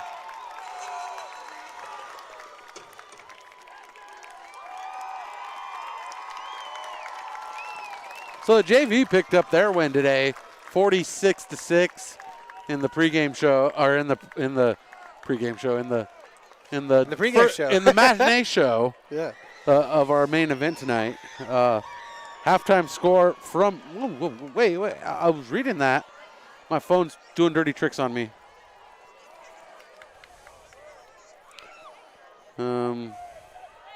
Great. Thanks, Twitter. Twitterverse fell me. Provided by Joe Bailey. It is a foggy night in Santa Maria. It's foggy all over, but AG, it's a real foggy night too. It's getting down to it right here, right now. Honestly, I think the heat of the battle here in downtown San Luis Obispo. The heat of the action's burning off the mist out here in Mission Prep. But the score from, I believe they're at St. Joseph tonight, is 19-7 at the break. So keeping track of that score. You had that Paso score? It's 35-21, I think, at halftime. I think that's what I said. Let me look it up one more time for you guys. Let's refresh our memories on that. But yeah, that's another big game. Of course, we were talking about it earlier. Another game with league title implications. Of course, that's the Mountain League. If the Bearcats can get the victory, they have the outright league title to themselves. Should they lose, we have a big cluster situation where we got 3 teams claiming a piece of that league title. Yes. Well, that's if St. Joseph wins. Correct. Let's not count out Rigetti. Let's not count our chickens before they hatch. Being a Santa Maria kid from the Santa Maria public school system, I'm going to root for the Santa Maria public school. All right, so quick update. Eagles score a touchdown with 8 seconds left in the half. And now it's 41-21, Oro Grande on top. Wow, 41-21. I'm not surprised that the Eagles are up. What's surprising to me is that they were able to have enough possessions to score 41 points in the first half. That Paso team has been an absolute juggernaut of time of possession the entire season. They run you at mostly with 6 to 7 O-linemen per game. They throw a tight end in there. And then, of course, they run the ball downhill with a guy that played guard until he was a sophomore in high school. And there's this house off to our right behind us. And this party of people have been out here all day. They didn't have to leave their property to tailgate this downtown, the SLO-Town Showdown, the battle downtown. You know, they didn't have to leave their house. I'm disappointed they didn't have their own barbecue going. How do you know they don't? Maybe it's in the backyard. Well, they should have brought it out front and really made it a real big tailgate. But I really wish we could get it. Can we get a camera on them? Can one of y'all get a camera on them? We can try. You want to try? I think you have. Thomas has a better angle to get the camera. I'm going to end up just shooting the coaches. And there we go. I hope they can wave at us. Wave at us over there. Hi. Hi. Maybe try a little louder. Yell. I'm on. I'm just kidding. I almost did. I was like, wait a minute. I'm on air. I'm going to blow my microphone up. If you can hear us over there, wave. We tried. But they've been over there all day. Thank you, Thomas, for doing that. I just want to give them some love. Like, that's some diehard fans right there for high school football. Yeah, there's a lot of – I know that the Greyhounds have there's one house that sits back behind in Memorial Stadium where they can see over every year.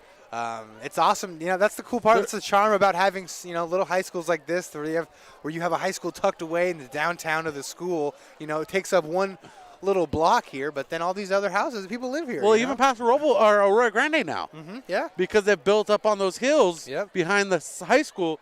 There's houses up there, though it's a little bit more of a distance, and you need to pull out the binoculars. The Knox, yeah. You could still do a tailgate party and watch some high school football if you didn't really care about who was actually, if you didn't have any vested interest in any particular player on the field. Yeah, absolutely. Because when you have vested interest, you want to be able to see the number. I mean, you want to be able to see the name. Thomas, if you shoot that purple window across the way, somebody that's living in housing right there. Let's not do that. Let's not do that. I think that's a little too. I don't think we got to zoom like that. No, I just don't want to be peeking into people's houses. We got a couple people. Yeah, we got people scattered around. You know, coming into the game, I thought there's a chance they might just set us in one of those windows up there. I was rooting for that last week because it was wet out here. Well, I remember, Thomas remembers this, last year during COVID, we had the caravans parked up along the street side, and fans were watching over. Sorry about that. Fans were watching over the fence line because nobody was allowed inside the stadium for the first couple of games. Yeah, last year was a real nightmare. So, and we got the San Luis Obispo Fire Department ladder truck out here tonight, making their second appearance. Hopefully they'll loan me a lift out here so I can get down without using the death ladder. You know, rooting for some home playoff games because I don't want to travel, but I'm willing to travel to get away from the death ladder. You know, maybe they could take us up in the lift next time. Last season we had the lifts. Yeah, we were working the scissor lifts, and he comes back with another tri-tip sandwich. Does David Andrade? This one with cheese. Oh, it's a burger on a. Oh, it's a double burger surprise. He's out here making his own meals over here. We call that the heart attack. Over at the snack shack. His mom is the best. Karen is the best over there at the snack shack. We're men? I hope so. Well, he's a young man. I'm an alien, I think. All right, we've got about 2 minutes left here before the second half gets started. So one thing you were famous for long before you joined Prep Sports Network, Connor, is the monolith. Yeah, true. Did you ever get Twitter verified for that monolith? I felt you should have, and I haven't helped recruit for you. Yeah, no, I never. I mean, I didn't pitch for it that hard. I sent a couple tweets out, but yeah, that was a crazy day. The monolith. That story went international. I had people from the BBC calling me, trying to get footage of the monolith in Atascadero. Maybe I'll have to get back on the grind and call Twitter up, see if I can get verified. You know, just for that one reason right there. I think I still have one of those tweets pinned on my Twitter. You know, that's how I saw it. So that's funny. Yeah, I'd forgotten all about the monolith. That was one of the crazier days of my journalism career. Waking up one morning, just had a couple texts from a couple people saying, "Hey, did you hear about this monolith or this thingy that's on top of Pine Mountain?" And I'm like, "What are you guys talking about?" And then after I got the third text, I had to call someone and say, "Hey, will you run up there for me and check that out?" Turns out, boom, huge story located in where? Atascadero? Atascadero? Atascabama. Real quick, I've been meaning to do this.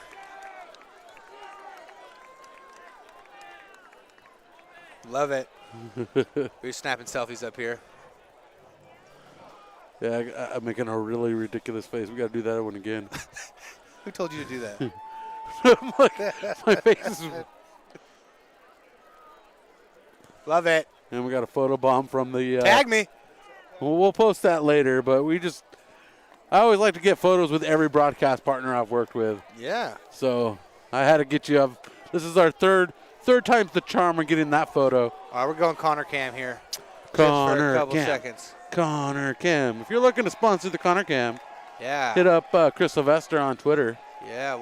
He'll love to take look at this venue, take guys. your sponsorship. Just look at this venue. This is what I'm talking about. This is San Luis Obispo football for you. Just absolutely gorgeous. And this is the SLO-Town Showdown. I'm Brian Stanley. Joining me, Connor Allen, Thomas Bowden, and a whole slew of others up here in the press box. It is a tight space tonight. Yeah, we're packed in like sardines up here in the press box. In the cage. They got us caged in like animals. Okay. And San Luis Obispo, nothing on the board, opens the second half with the ball. And that's a line drive down the middle of the field. He's going to return it. And Johnson's going to return this one for the Tigers. Yeah, he looked like he had the option there. He caught it with his heels right on about the half-yard line. If he would have let it go, it would have gone to the end zone. Decided to run it out. Turns out to be a good idea. Gets himself out to about the 27, 28, 26. I can't tell. The refs are kind of jumping all around. 27. Well, yeah, he's over here. The nearest judge is on the 27, making it look good.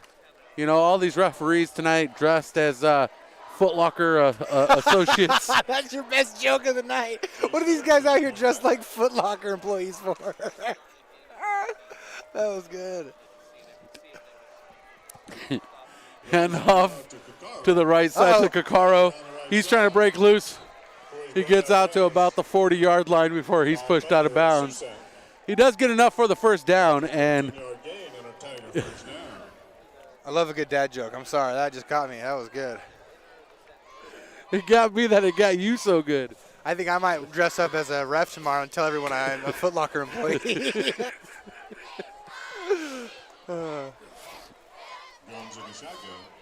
Gomes working from the shotgun this time. 5 receiver set. A quick pass out to the right side. No good. Intended for Blake Perry. The quarterback that started the season went down with an injury. Now playing wide receiver as a senior. Yeah, I'm not certain what his injury was, but seeing him now out at receiver would lead me to believe maybe it was something to do upper body where he can't really throw. Maybe it was a shoulder. But he's an electric athlete, and they're going to look to get him the ball any way they can. Good to see him out here in his, the last game of the regular season his senior year. And the pitch from Gomes, and Atala carries it across the 50, and he's pulled down by Jack Susank out of bounds. Yeah, that was Nolan Atala. Is that how you say it? Atala. He did a little high step there at the end. I like that. A little Heisman high step, looking to make a move. But what we see there, they're just kind of sticking to what they were running in the first half. They're kind of coming out, running the option, and As we said, the option's real hard to stop. Atala doing some work.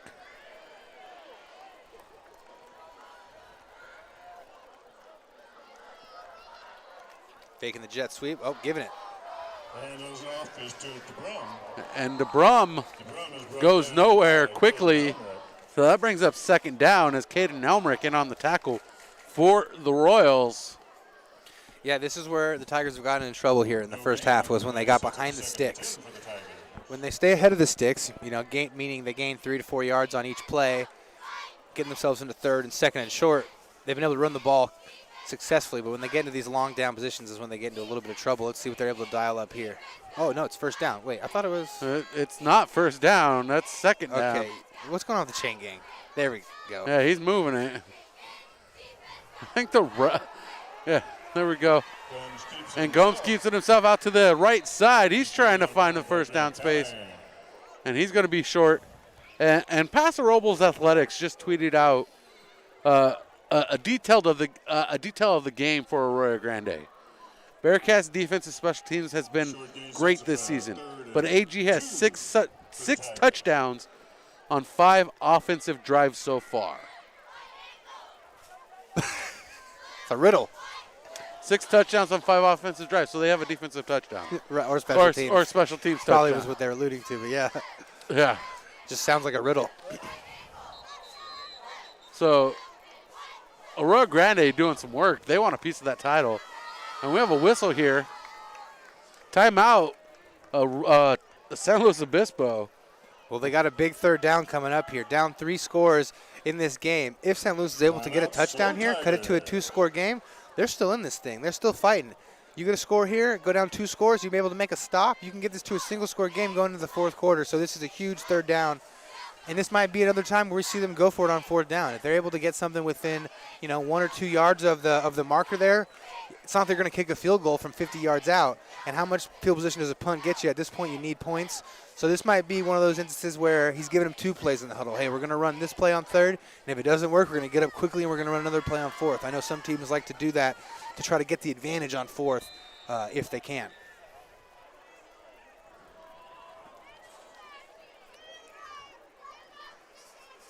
As we switch back to the Connor cam, watching the Tigers come out of the huddle.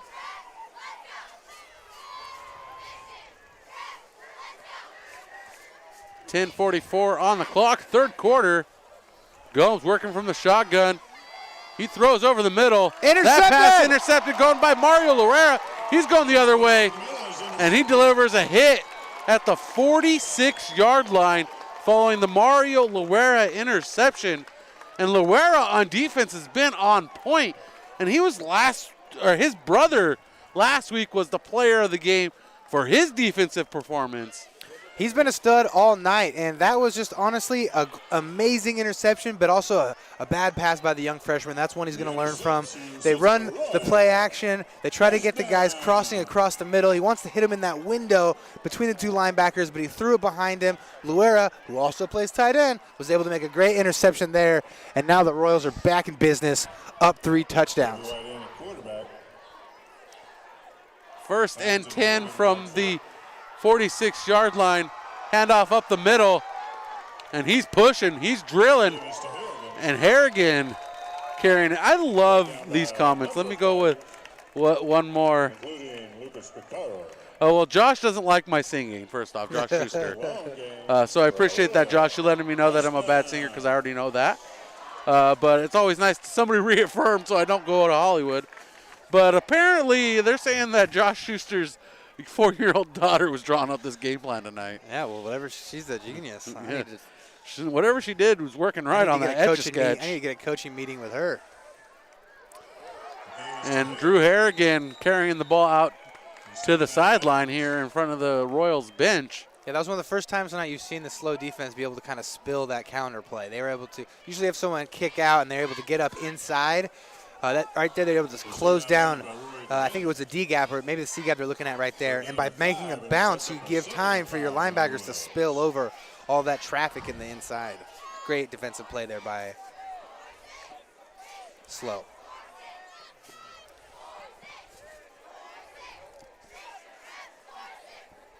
I formation Spins, hands off to Harrigan. He finds the gap, and he's pulled to the turf. Yeah, something by that's Smiley. Eli Smiley doing some work for the defense there.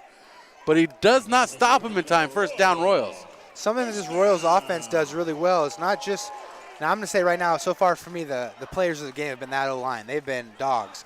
But the best part about this offense is that their receivers get into the blocking game as well, which is huge for opening up those big plays. When you see those long runs go for 40, 50 yards, it's usually because the receiver's picking up a big block on a safety. You've got your player of the game in mind. I got mine. Plenty of activity to be available for. White hands off to Jack Susang, delivers the hit, breaks one tackle, jumps across the 30. Flag on the play. He threw that late, staring right at the sideline. I don't know what that was. There was some conversation on the sideline between A.J. Garcia of San Luis Obispo and Caleb Alalim. That's what it was. It was a conversation that didn't quite. Well, it's going to go against the Royals. Then it didn't quite go right.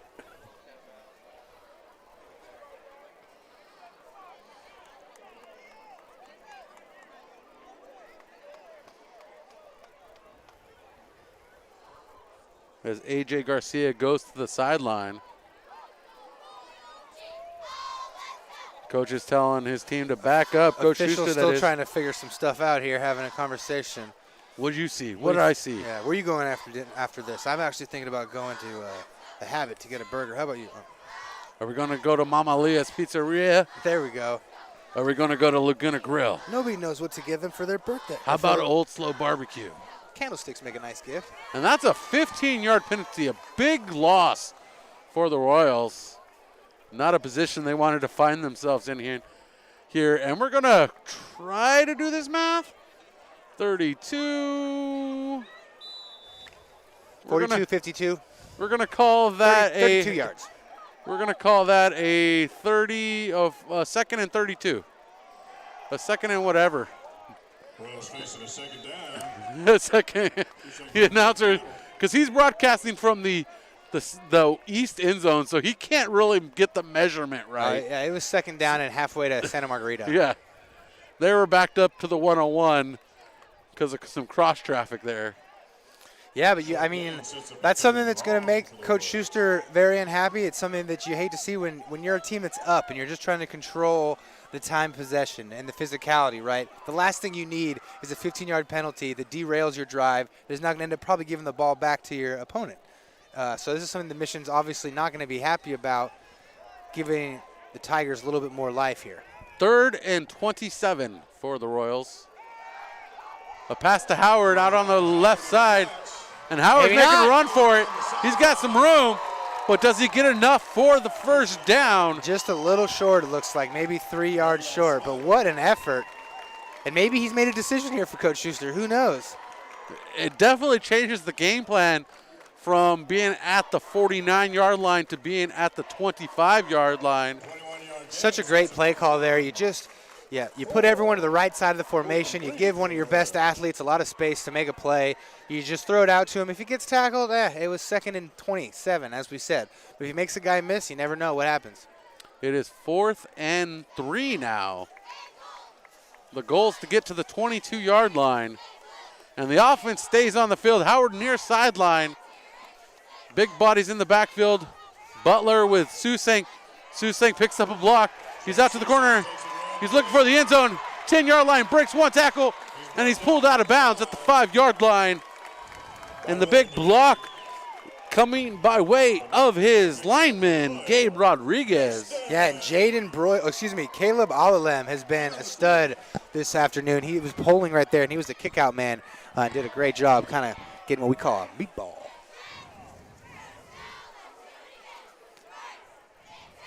And that ball's coming back from the spot of the foul, holding on the offense.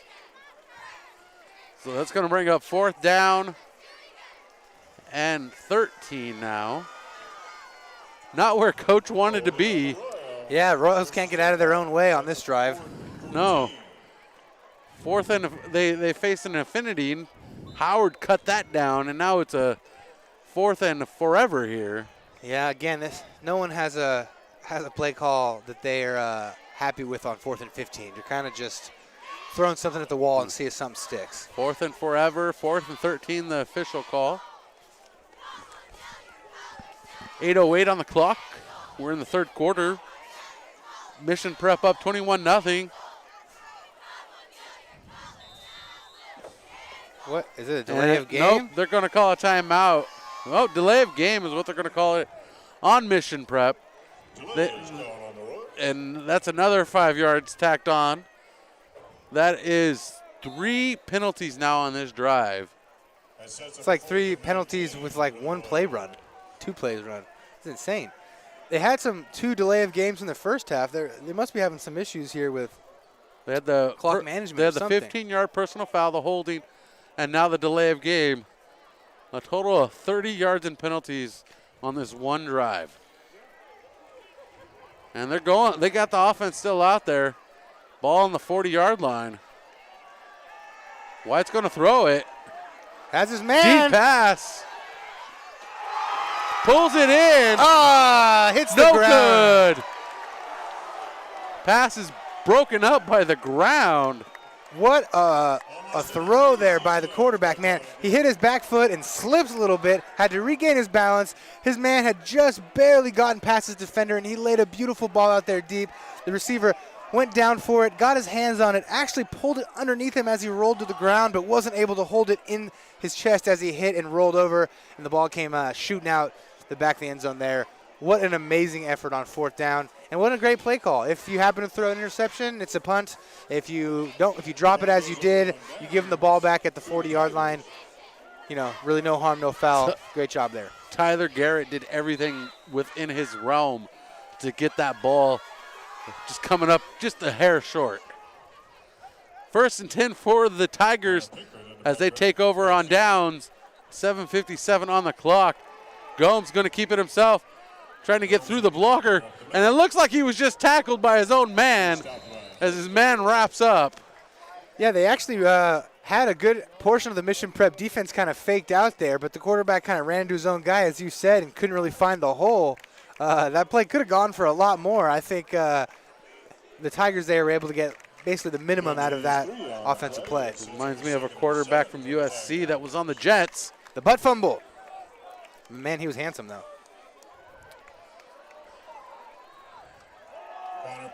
And Connor Pinkert keeping it, taking it out to the 45 of the Tigers. Yeah, Pinkert's like the big back that the Tigers are using here today. I've seen him use him a little bit more, kind of seems like in pass protection as a running back. He's able to give you a little bit more there. But when he comes downhill, you feel it. Gain of a couple sets up a 3rd and 4. It's a 3rd and 5. Long 5.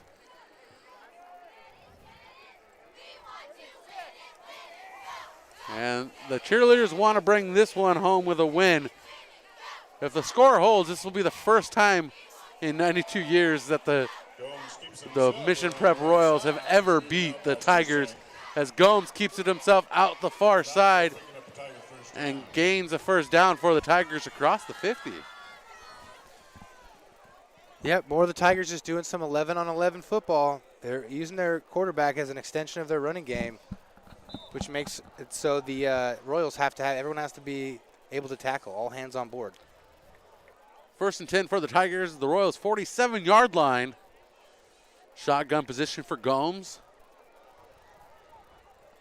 Chase Gomes hands it off, and Miles DeBrum taken down with a hard tackle. Elijah Granadas, team captain, in on that one. Just great defense by the Royals there, just stringing it out. You know, they just keep playing with the blocks. When you have plays like that, you need to not really shed your block. You just want to keep them there and keep your outside shoulder available in case the running back comes to it. And they're just doing a great job of stringing it out, waiting until he decides to make his move. And once he moves upfield, then you make the tackle. Our chat room has become a dating site, if you read the comments. Thanks to Josh Schuster. I'm going to have to let Coach know about that one. A run up the middle and a big flop by Caleb Alalem on Pickard. As Pinkard was at the bottom of that pile. Brought down by Taco David just Allen. going boop like an octopus. Alem's been all over the place tonight. He's an absolute stud. San Luis Obispo Police Department cruising by, keeping us safe. Appreciate their service tonight. Ladder truck still in town. And a flag on the play Flag on the field. on 3rd and 7. Man, the officials have really decided to make this game about them so False far. start in the on the offense. 5-yard penalty. It's going to be 3rd and 12 now for the Tigers. And time is just ticking away here. They need to start moving downfield. Yeah, a little bit more urgency, right? Move with a little sense of urgency. They almost need to get into their 2-minute drill. But as we said in halftime, it's only a 3-score game. It's not, as far out of reach as it sounds. Since the first 3 drives, really, San Luis has been right there with Mission Prep the rest of the game. They had a great first drive. Obviously, they had the 95-yard drive to make it 21. But since those 3 drives, both these teams have been kind of played to a stalemate.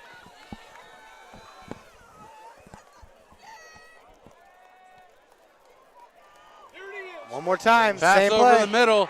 Pass complete to Gavin Rigetti. Yep, it was the same play that they ran almost in the same exact spot in the first half. That middle of the field's been able to be open for the Tigers for most of this game through all that misdirection and running they've been able to do.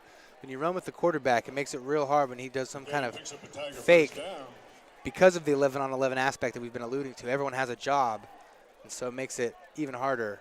And that big gain brings the Tigers across the 50, puts them in the red zone. Ball spotted at the 15-yard line. Yeah, And Gomes is going to keep it himself and is taken down quickly in the backfield. Sack, takedown by Mario Loera. Yeah, this is the same thing that happened last time that the Tigers got into the red zone. They immediately kind of got behind the sticks and kind of fumbled and ran out of possessions there. So great big play by the Royals to be able to get the Tigers behind the sticks. Great tackle there by Loera, who's been playing one great game on both sides of the ball. The chat is getting wild. That's all I'm going to say, Jordan. Pass over the middle. Oh, big hit delivered. And that's going to be a personal foul, I think, for targeting or leading with the head, they're going to say. But I just kind of want to highlight the pass by the freshman quarterback right there. He had to put that in a little tiny hole, and he absolutely did. But the safety for the Royals came down and just laid the hammer. We hope the player's okay for San Luis. Oh, he's up and moving. He's good. Yeah, he's been on his feet for a minute. But what a hit that was delivered. Just you could hear it in the booth. It's an outside booth. Yeah. But you could hear it through the headset like it was a car crash. And the Royals, they want to. Here we go. This crowd's starting to come awake after it's been dead for halftime and most of the third quarter. But here comes the student section starting to stand up a little bit.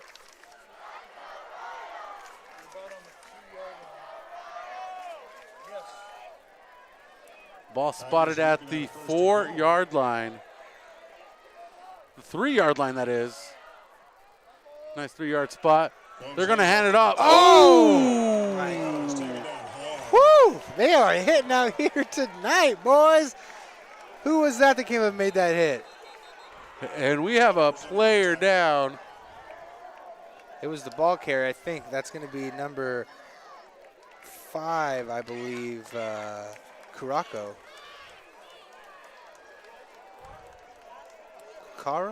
Caro. He's back on his feet. That was another big hit. It is getting physical. I told you it was going to be a slugfest tonight, Connor. It seems like those Royals want to keep this clean sheet. They want to keep this a goose egg. Looking down at the student section right here, we got a couple kids that aren't wearing shirts. They're wearing construction vests, and I think they're starting to get a little chilly as the temperature slowly creeps down. Somebody didn't come prepared.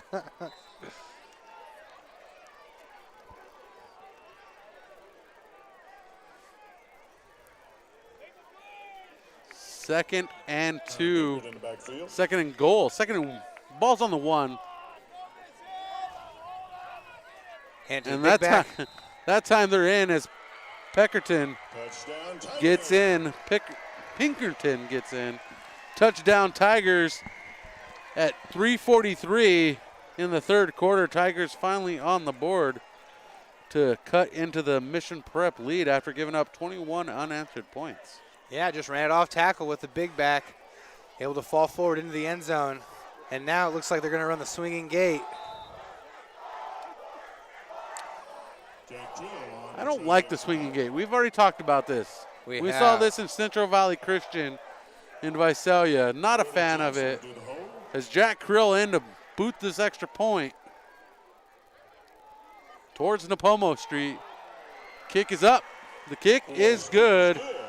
And that makes it a 21-7 ball game.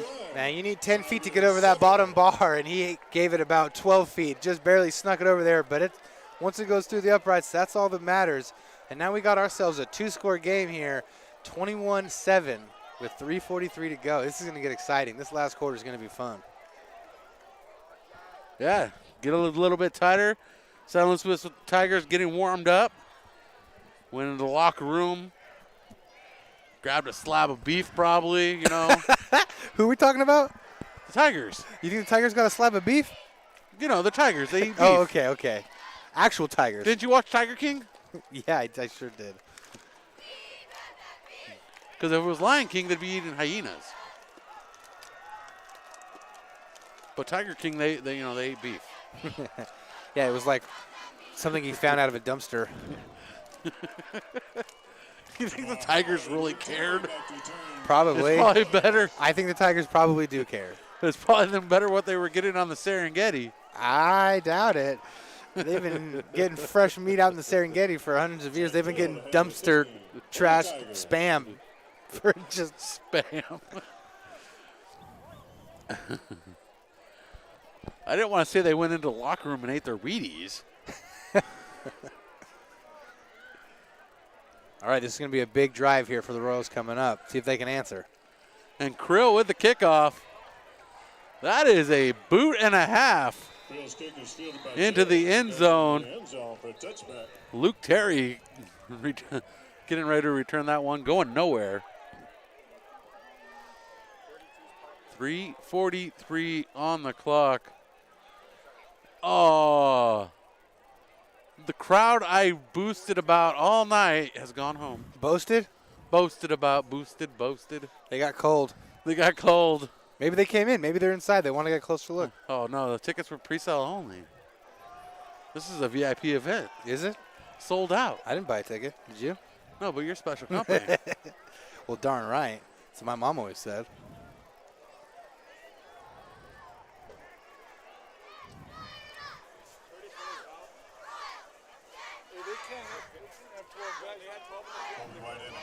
Appreciate the love on our chat. Dan C. All the people involved is a run from the Royals up the right side. Short gain for the Royals. Kardashian with that carry. Yeah, the Royals have stuck to their guns tonight. You know, all year they've been running through their stable of backs, kind of rotating, keeping the fresh man back there. And you love to see, even in the biggest game of the season and some of the biggest moments, they'll still rotate their backs through there and keep all their guys fresh. That's what you got to do when you have smaller teams like this with guys going both ways. Kardashian's the home run hitter, too. 25-yard line is where the ball spotted. White looked like the back was not in position as White scrambling to keep the play alive. Gets a couple big blocks and shipped out of bounds by the defender, A.J. Garcia. Big number 77, Jaden Broyles had my favorite block on the play. He put one guy on the ground already, was standing looking down over him, looks up, sees his quarterback running towards him, kind of freaks out, looks around, sees a guy running past him, and just knocks that guy on his back, too. White Scary sets up a 3rd and 1 for the Royals. Broyles is a senior, 1 of 13 on this squad. Big down, 3rd. Final regular season game for them. We'll see where they go coming Monday when playoffs are announced. Right up the gut. Handoff up the middle. Jack no. Susink gets it looks like maybe tripped up. It's going to depend on the spot. Susink powers up the middle. And they're moving the chains. All right. You know, I haven't seen a lot of measurements this season. Oh. Oh, a lot of generosity.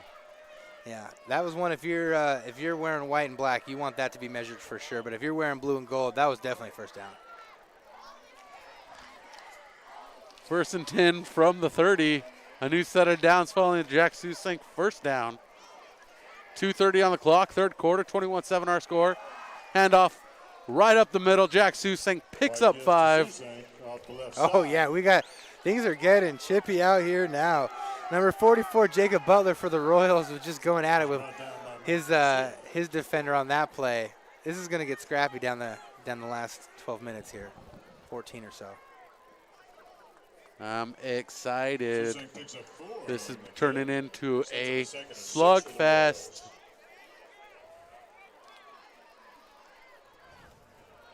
So we got a 2nd and 5 for the Royals. Royals 14-point lead over the Tigers. White under center, I formation, 2 receivers to his right, 1 to his left, hands it off to the back. Jack Susink, flag in the middle of the field. And Susink's going to be short of the first down by a couple yards. But let's see what this dirty laundry is. Yeah, I'm going to zoom in on the ref right here. We'll get a good look at it. And that's going to be a hold on the Royals. 10-yard penalty from the spot of the foul, which doesn't help them one bit. No, the Royals have had a real tough time establishing any kind of momentum so far here in the second half, and it's been mostly due to self-inflicted wounds like that with penalties, either procedural or some pre-snap penalties. Sets up a 2nd and 16 for the Royals. Now a 2nd and 15, ball spotted at the 25-yard line again. I formation for White. Formation we've seen in this before. He's looking to throw a deep pass over the middle, looking for Howard. Howard pulls it in catch. with a contested by They're Brody Johnson. And the referees give it to Howard, who pulls up with it. First down, Royals across the 50. That's a battle for the ball. That was your classic case of a simultaneous reception. We've seen that in the NFL a couple times as Howard flexes to the crowd there on the Connor cam. They threw it up deep. That was a post route. It was a 50-50 ball. The safety played it great. He jumped the same time, got his hand on it. They came down both fighting for the ball. But I guess at the end of the day, Howard wanted it more. 39-yard pass from White to Howard. New set of chains. 33 seconds on the clock. Handoff. Fake handoff. Pass onto the sideline. Oh! And Tyler Garrett pulls it in. Oh, man. Blake Perry is going to see that play in his nightmares, the corner for the Tigers. He saw the pass. He backpedaled all the way to the 1-yard line and put his hands up waiting for that ball to come to him. And it just went right through his hands into the outstretched arms of the Mission Prep receiver. What a throw. What a catch. Royals up 3 scores once again. Not yet. They spotted him. Oh, is he out? He was out of bounds at the 3-yard line. First and goal from the 3. That's why I didn't call the touchdown. I almost did. I've been caught there many of times, Connor. Well, I've got a couple coaches standing in front of me. I can't even see the right side of the No, it's all right. It's all right. I'm leaning in to catch it. But I've been caught there. Hand off to Jack Susink. 3-yard gain, and that's a Royals touchdown. That touchdown, every touchdown brought to you by KD Capital Mortgage. We got more laundry on the field after the play. I think we got some extracurriculars. But now we can officially say the Royals are back up 3 scores. I think it was after the play. Caleb Alalim fired up, talking to coach.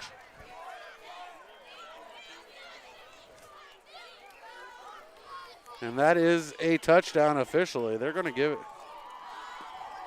I need to adjust this score. Sorry, we hit the mouse. The scoreboard on our screen is not correct. It is a 21-7. Now we hit the wrong one.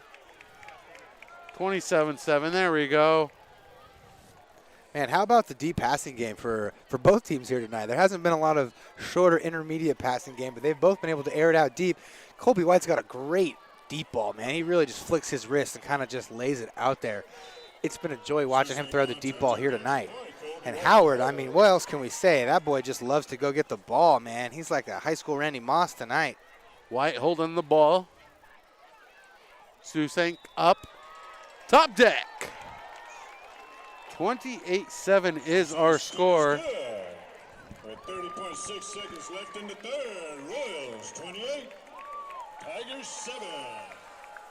Royals lead the Tigers 28-7. It is a 21-point lead here in this Ocean League Championship contest in the SLO-Town Showdown, the battle downtown. And for, just another quick update for anybody listening, because they're so tuned into this, they forgot to watch the World Series game. The Braves take Game 3, 2-1. I quit tuning in once the Dodgers exited. Oh, okay, well, not me. I tuned out when the Cubs traded all their players. That works. I thought you were going to say you tuned out when Babe Ruth retired. No. I wasn't even thought of then. Oh, yeah, back in the 1920s when the Royals and the Tigers first played. I wonder what campus they played on. They just found a field somewhere. Down by the train tracks. Yeah. They played just right over there. What park is that? Santa Rosa Park. They just threw up some lines. What's that other park? Shimsky Park or? Man, there's so many parks. I don't know. I don't know any parks in San Luis Obispo. Meadow Park. They could have played in Meadow Park. And following the extracurriculars, following the touchdown by Jack Susink, his third of the night, the Royals are pushed back from the 40 to the 25. Another 15-yard penalty. Royals have been filled with penalties tonight. Yeah. It all started, I feel like, in the second half. The first half was pretty clean on both ends, and this, I think, is just the tensions. These kids went to high school, or not high school, excuse me, but they went to all other levels of school together growing up in the camp. Oh, man! And Pinkerton, the Royals just went full water boy right there. That was the water boy onside kick. He kicked it as hard as he could right at Pinkerton. But, man, what a catch. Like, he caught it. I wasn't sure if he fell down because it was a line drive or if it was his reaction to fall on the ball. I think he just caught it out of self-defense, honestly. Just protecting himself. But first and 10 for the Tigers at the 47-yard line of the Royals. Oh. Man in motion. Miscommunication. Gomes in the shotgun. Try it again. Gomes working in the shotgun. There we go. Timing off there. Gomes going to keep it himself up the middle. Takes it up the middle. He's wrapped up after a short gain. He's brought down by Eli Gradinus. Elijah Grenadis. Looked like it was going to be as a kid dressed up as a pope down there. It looked like there was going to be a procedural penalty right there, but then I guess they just called it a shift rather than a motion. Oh, yeah, the Pope's here tonight. How nice of him to grace us with his presence. How can the Royals lose? Timeout on the field. We're going to go ahead and take a quick timeout with them. And actually, we're going to keep this one in. Oh, into the third quarter. That's what it is. Let's go ahead and keep it with them as Coach. We're going to go to Connor Cam as Coach brings the entire team onto the field. Look at the passion in those eyes, guys. Look at that. Quit moving the camera. You got to keep it still. You're making it blurry. I'm trying. This thing's too stiff. The whole table's rocking and rolling up here. Oh. High five. That was a horrible. There we go. And David Andrade's plugging in. You guys want some cheerleader footage? Here we go. They're getting everyone hyped. We've probably got some moms on here. We've got some girls cheering for the game.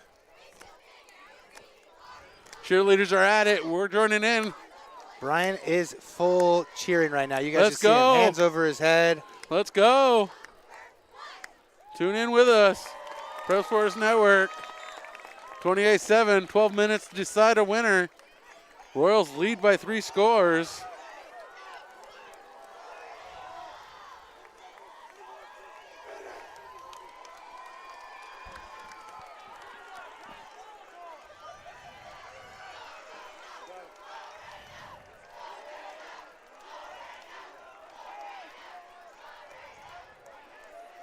And the Royals still on defense, looking to shut down the Tigers. 1st and 10 for the Tigers from the 43-yard line. Excuse me, 2nd and 6 from the 43-yard line. And Gomes stopped in the backfield, which brings up a 3rd and 10. Yeah, Gomes went for the handoff there and fumbled the snap, had to pick it up off the turf, and then, once that happens, the whole defense had already collapsed on him. Lucky to fall on it there for just a loss of a couple. So actually 3rd and 9 for the Tigers, trying to keep this game alive, down by 3 scores.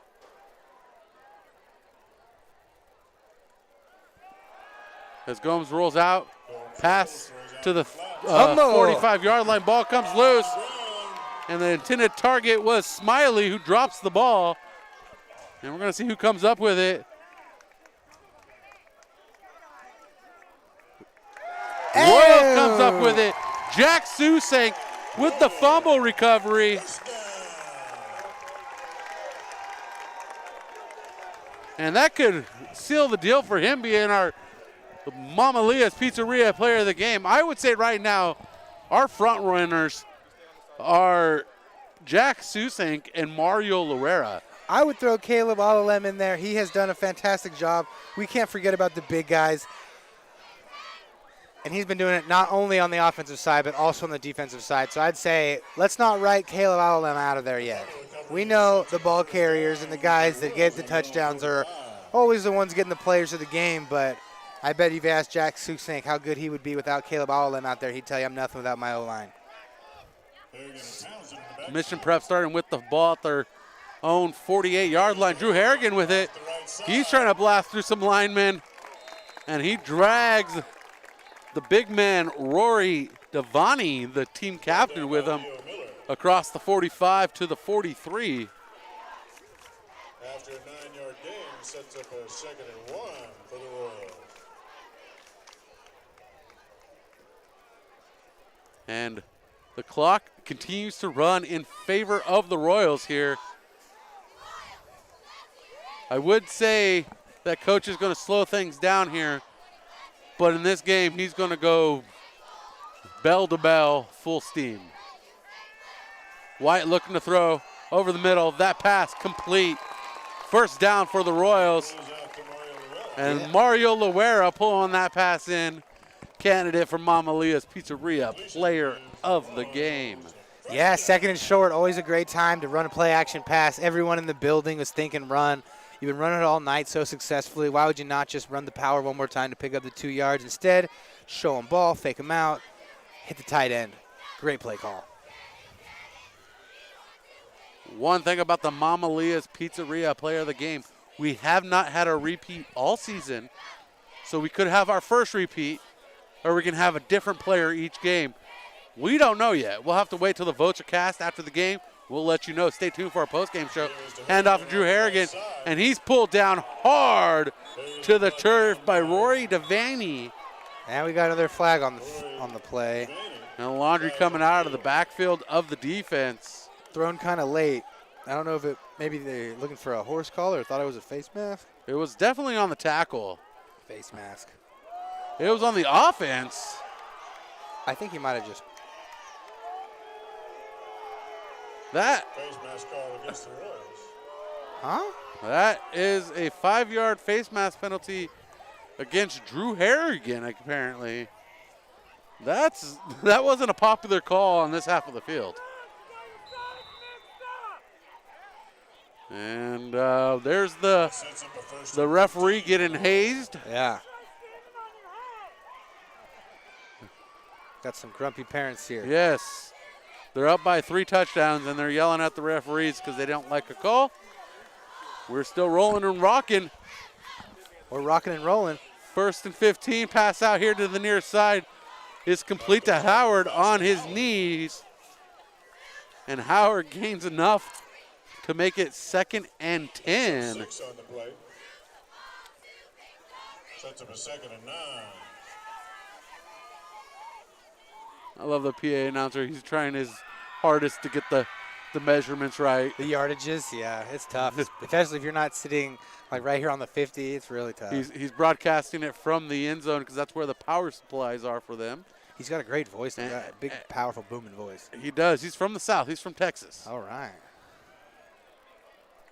Loera in motion from right to left. White turns around, hands it off to Drew Harrigan. And Harrigan's jumping and jiving, trying to get across to the 30. And he gets out to the 33 before he's hitting the turf. He was going for like something of a hurdle there, but it kind of looked like just like he was hopping over a barrel kind of, huh? Didn't end up working the way he thought. It's going to bring up a 3rd and 7 here for the Royals as they're just trying to run some clock down. 8:20 on our clock.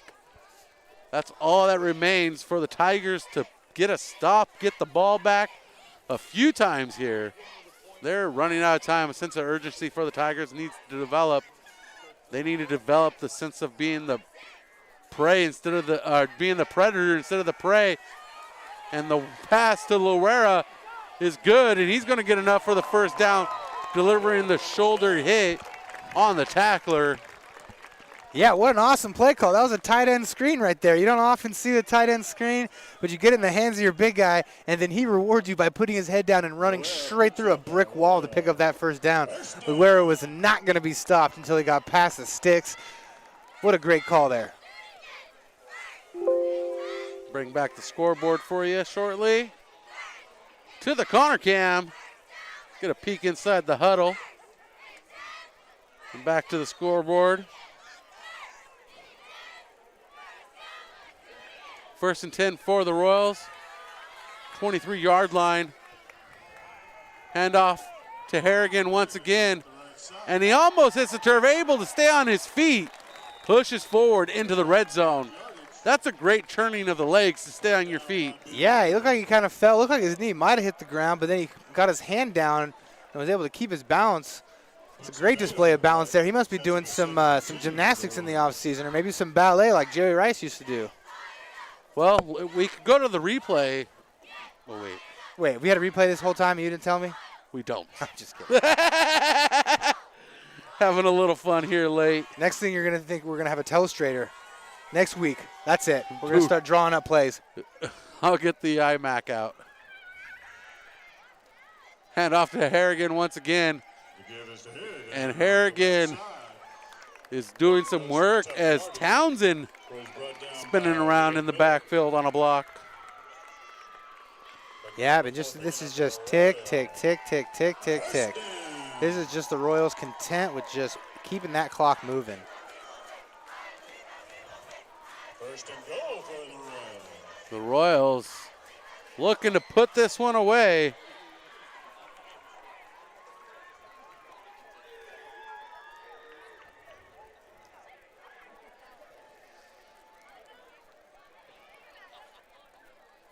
First and goal inside the 10. Harrigan with it. He's weaving through the defense. And a 9-yard touchdown run for Drew Harrigan.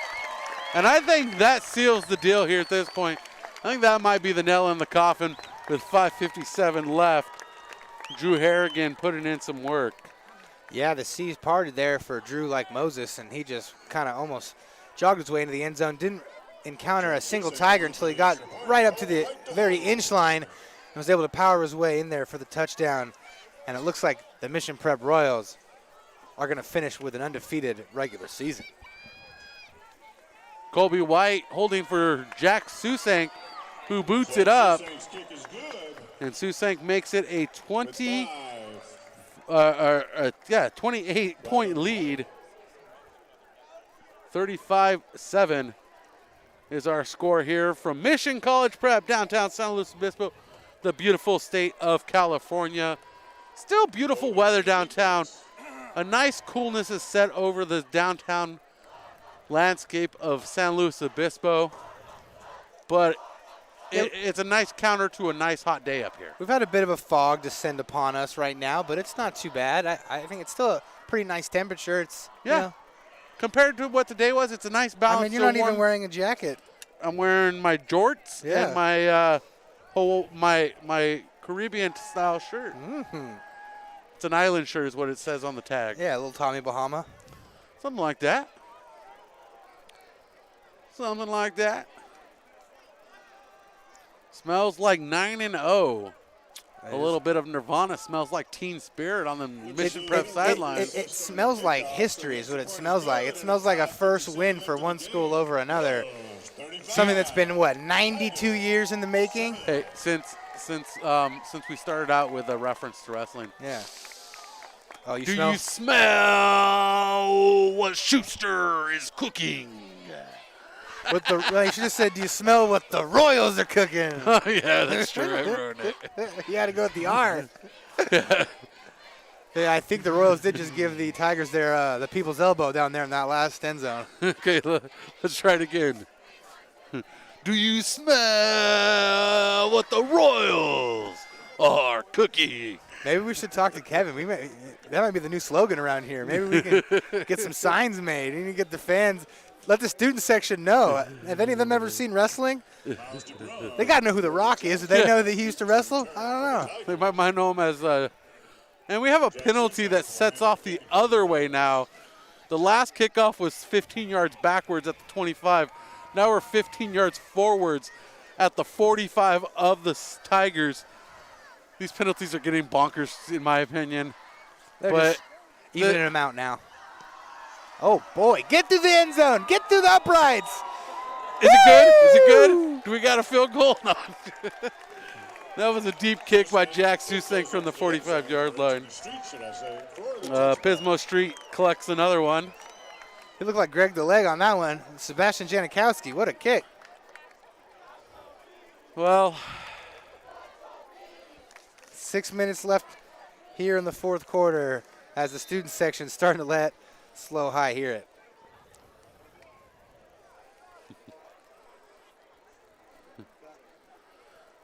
And what a game. 35-7 Chase Gomes and the quarterback. Is our score. Pinkert and a running back. Gomes, the quarterback, still hands off to Pinkert. And he tries to get away. And we see him doing a ballet move at the line of scrimmage and goes nowhere fast. I tell you what, after all those flags happen, all those kids playing catch the footballs in the back there, every time one throws up in the air, it catches my eye. I think there's another flag being thrown. Oh, yeah, behind the outhouses out there? Yeah, the porta potties.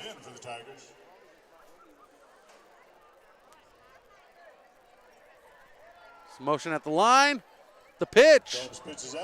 And the pitch goes to DeBrum. And DeBrum comes up with no gain. And the Tigers stalling out here. Driven out of bounds by Mario Luero. Luero with another tackle, man. He has been all over today. No gain in the play, sets up a 3rd and 10. A 3rd and 10 here for the Royals. Less than 5 minutes to go now.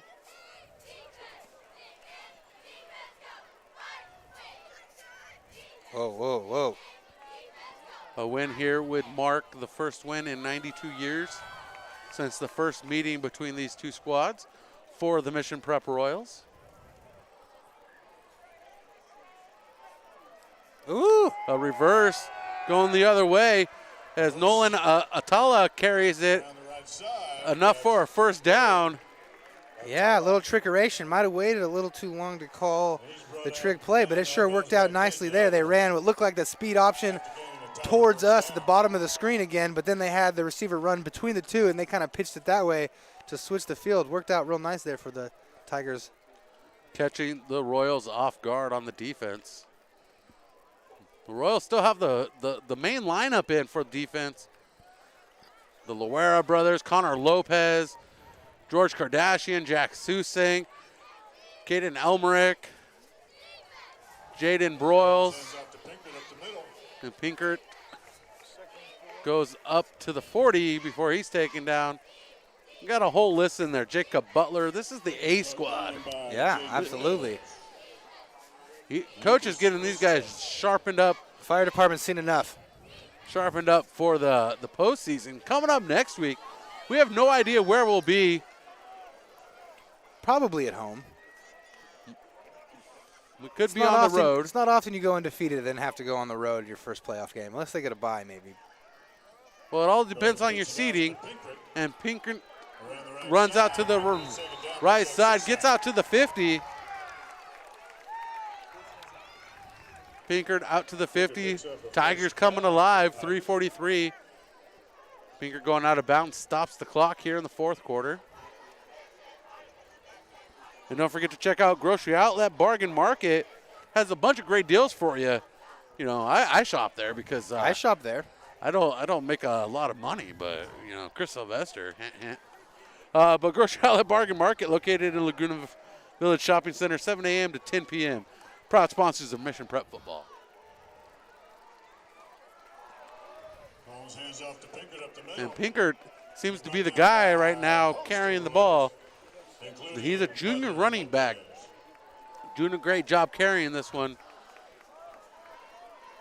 Seems to we see a shift in this offense moving to a younger lineup, as if they're running situational offense to see what they got for next year, or got for next week even.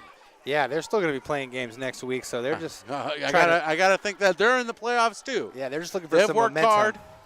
Currently 6-2 are the Tigers. Yep. Yeah, and they're just looking for some momentum. They're trying to build something to hang their hat on next week. You know, and this might turn out to end up being a good game for the Tigers to have. They might learn some lessons here that might help them going into the playoffs. I don't know if these teams will be in the same division or not. As we've said, we're not exactly sure. And Tigers with the ball, looking for a first down.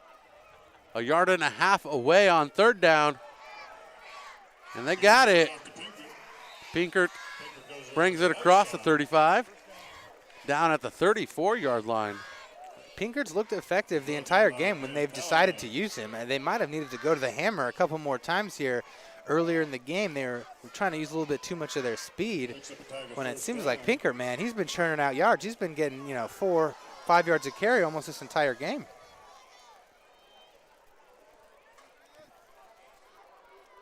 Chase Gomes hands it off to Pinkert once again. Pinkert bounces off of one tackler, and he's drugged to the ground by Mario Loera.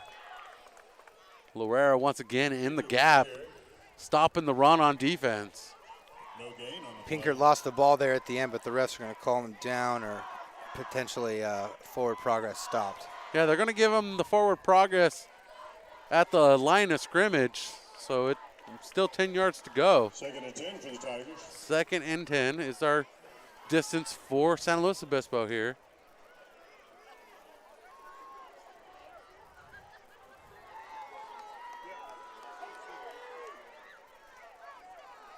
Hand off to Pinkert once again. He's met at the line of scrimmage, and this one should be a loss of a half yard, but it all depends on where the official spot is. Just a great play there by the edge defender for the Royals. I think it was Jacob Butler maybe, or who is that? 30? Is that Loera again? 34, Mario Loera. I think it was 32. It might have been Isaac Townsend. Okay. He shut down that play. They tried to bring the tight end tried to kick out on him, and he squeezed that gap shut. And then Pinkert tried to get through, and ended up on his back. As the crowd here starts singing "Nah, nah, nah, nah, goodbye." In a couple minutes here, we'll probably get a warm up the bus cheer, I'm sure. 18 seconds on the clock. This could be our final play as Pinkert runs over the middle. Connor Lopez, Mario Loera, all of them on board. 8 seconds. And for the first time in school history on the football field, Mission Prep Royals defeat. Again, I repeat, defeat. You repeat the defeat? San Luis Obispo Tigers.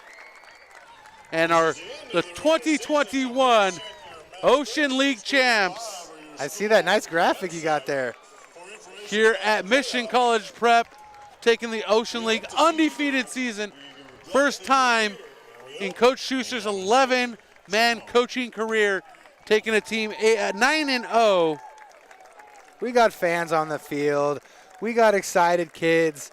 What an awesome Friday night this was I guess only if you're wearing royal blue. But it was a fun time out here. Big plays abound, big hits all over the place.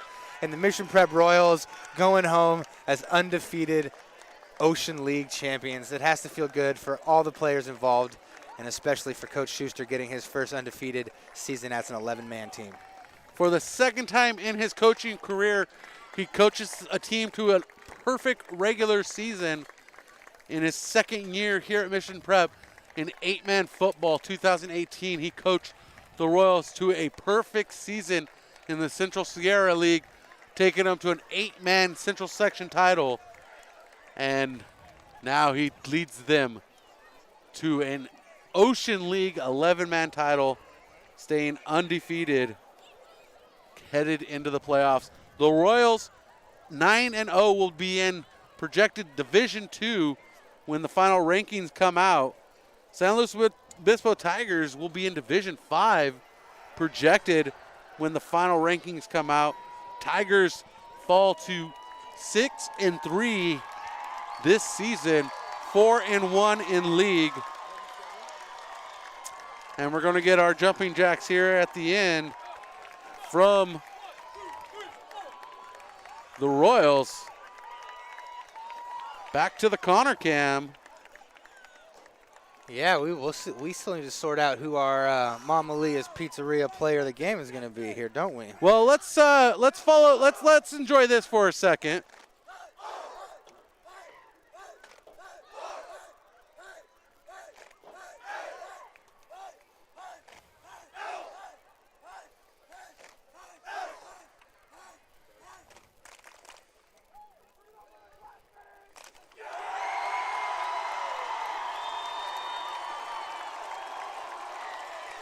And with that, the fans celebrate at midfield with the Royals. And we're going to, I know who my player of the game is. I think we got conflicting players of the game, so then what do we do? Oh, maybe we don't have conflicting players of the game. Yes, the votes are in. Wait, let's get all the votes counted. Okay, all the votes have been counted. The votes have been tallied. The envelope has been passed to the announcer's table. The card has been given to Connor Allen. It is time for you to reveal the envelope and tell us this is so exciting. Who are ninth, possibly indifferent, or first repeat player of the game is. Oh, this is so exciting. Can I get a little bit of a drum roll, please, as I open this? And our Mama Leah's Pizzeria player of the game is going to be none other than Mario Luera. Back-to-back weeks, the Luera brothers pull it out. Last week, David Luera. This week, Mario. Mario just a stud on defense. He didn't want his brother to be the only one. The Twins had to come back to back weeks and pull it out, and that's what he did. He's like, you know what, David? You got this last week. I'm going to do it this week. He got a turnover on the ball. He was always, when we looked up for a tackle, he was either at the ball or making an impact within feet of the ball. Not only that, on a lot of those runs that he had, he's the point of attack. As the tight end, a lot of times you're that end-of-the-line guy that has to start everything in motion. He played an absolutely flawless game from beginning to end. Everywhere you needed him, he showed up, made the big play. Of course, the interception there, which was huge. And just, yeah, a phenomenal game from Luera. He's one of those guys that, might not often get the praise from everyone that's watching the game. If you don't have a trained eye, you might not see all the things that he does. But we saw him today. He was a workhorse, and he deserves this Mama Leah's Pizzeria player of the game. So 9 games, 9 different players, and that just shows you how much of the depth on this team is that each week a different player can make an impact in getting the win. Our final score as the Royals claim their first Ocean League championship is 35-7. A huge win for Mission Prep here as they head into the playoffs next week. Undefeated at 9-0. Their second league title under the head coach of David Schuster going back to 2018. And that season they were undefeated. They went on to win a section title. This time around they have the potential to not only go on to a section title, But depending on how that goes, they have the potential to move on to state rankings. Yeah. Being that they're now an 11-man, 11-man's a lot more playing than 8-man. There's a lot more 11-man teams in California, so it means the playoffs go a lot deeper. And we'll have all that information for you on Prep Sports Network. Follow us on Twitter, ThePrepSN. I know Connor Allen's going to be all over it. Connor C. Allen, A-L-L-E-N, Connor O-R-N. N-O-R. N-O-R, sorry. I'm dyslexic partly. And you can follow myself, Stanley, on sports. And Mission Prep Football. Follow them. MCP Football. They'll give you all the information too. We had a great viewership tonight. Numerous times we saw go over 100. We'll have to look at the final stats when it's all said and done. Yeah, absolutely. But this has been the best game. How about all this for season. Efficiency, too? We got the full game pregame in under 3 hours. That was a quick game, huh? Yeah, including senior night. Yeah, including a little bit of a halftime show. That was an efficient game. I'll be home by 10 o'clock. I'm excited about this one. We're going to wrap this one up. Mission Prep goes into the playoffs next week. Prep Source Network will be right alongside with them, and I'll be there every step of the way. I don't know who my side man will be, but Thomas will be there too. That's for sure. Thank you for joining us. For Connor Allen, Stephen Hodges, Chris Sylvester, Thomas Bowden, I'm Brian Stanley. Congratulations, David Schuster and the Mission Prep Royals claiming the 2021 Ocean League Championship, defeating San Luis Obispo for the first time ever since their first meeting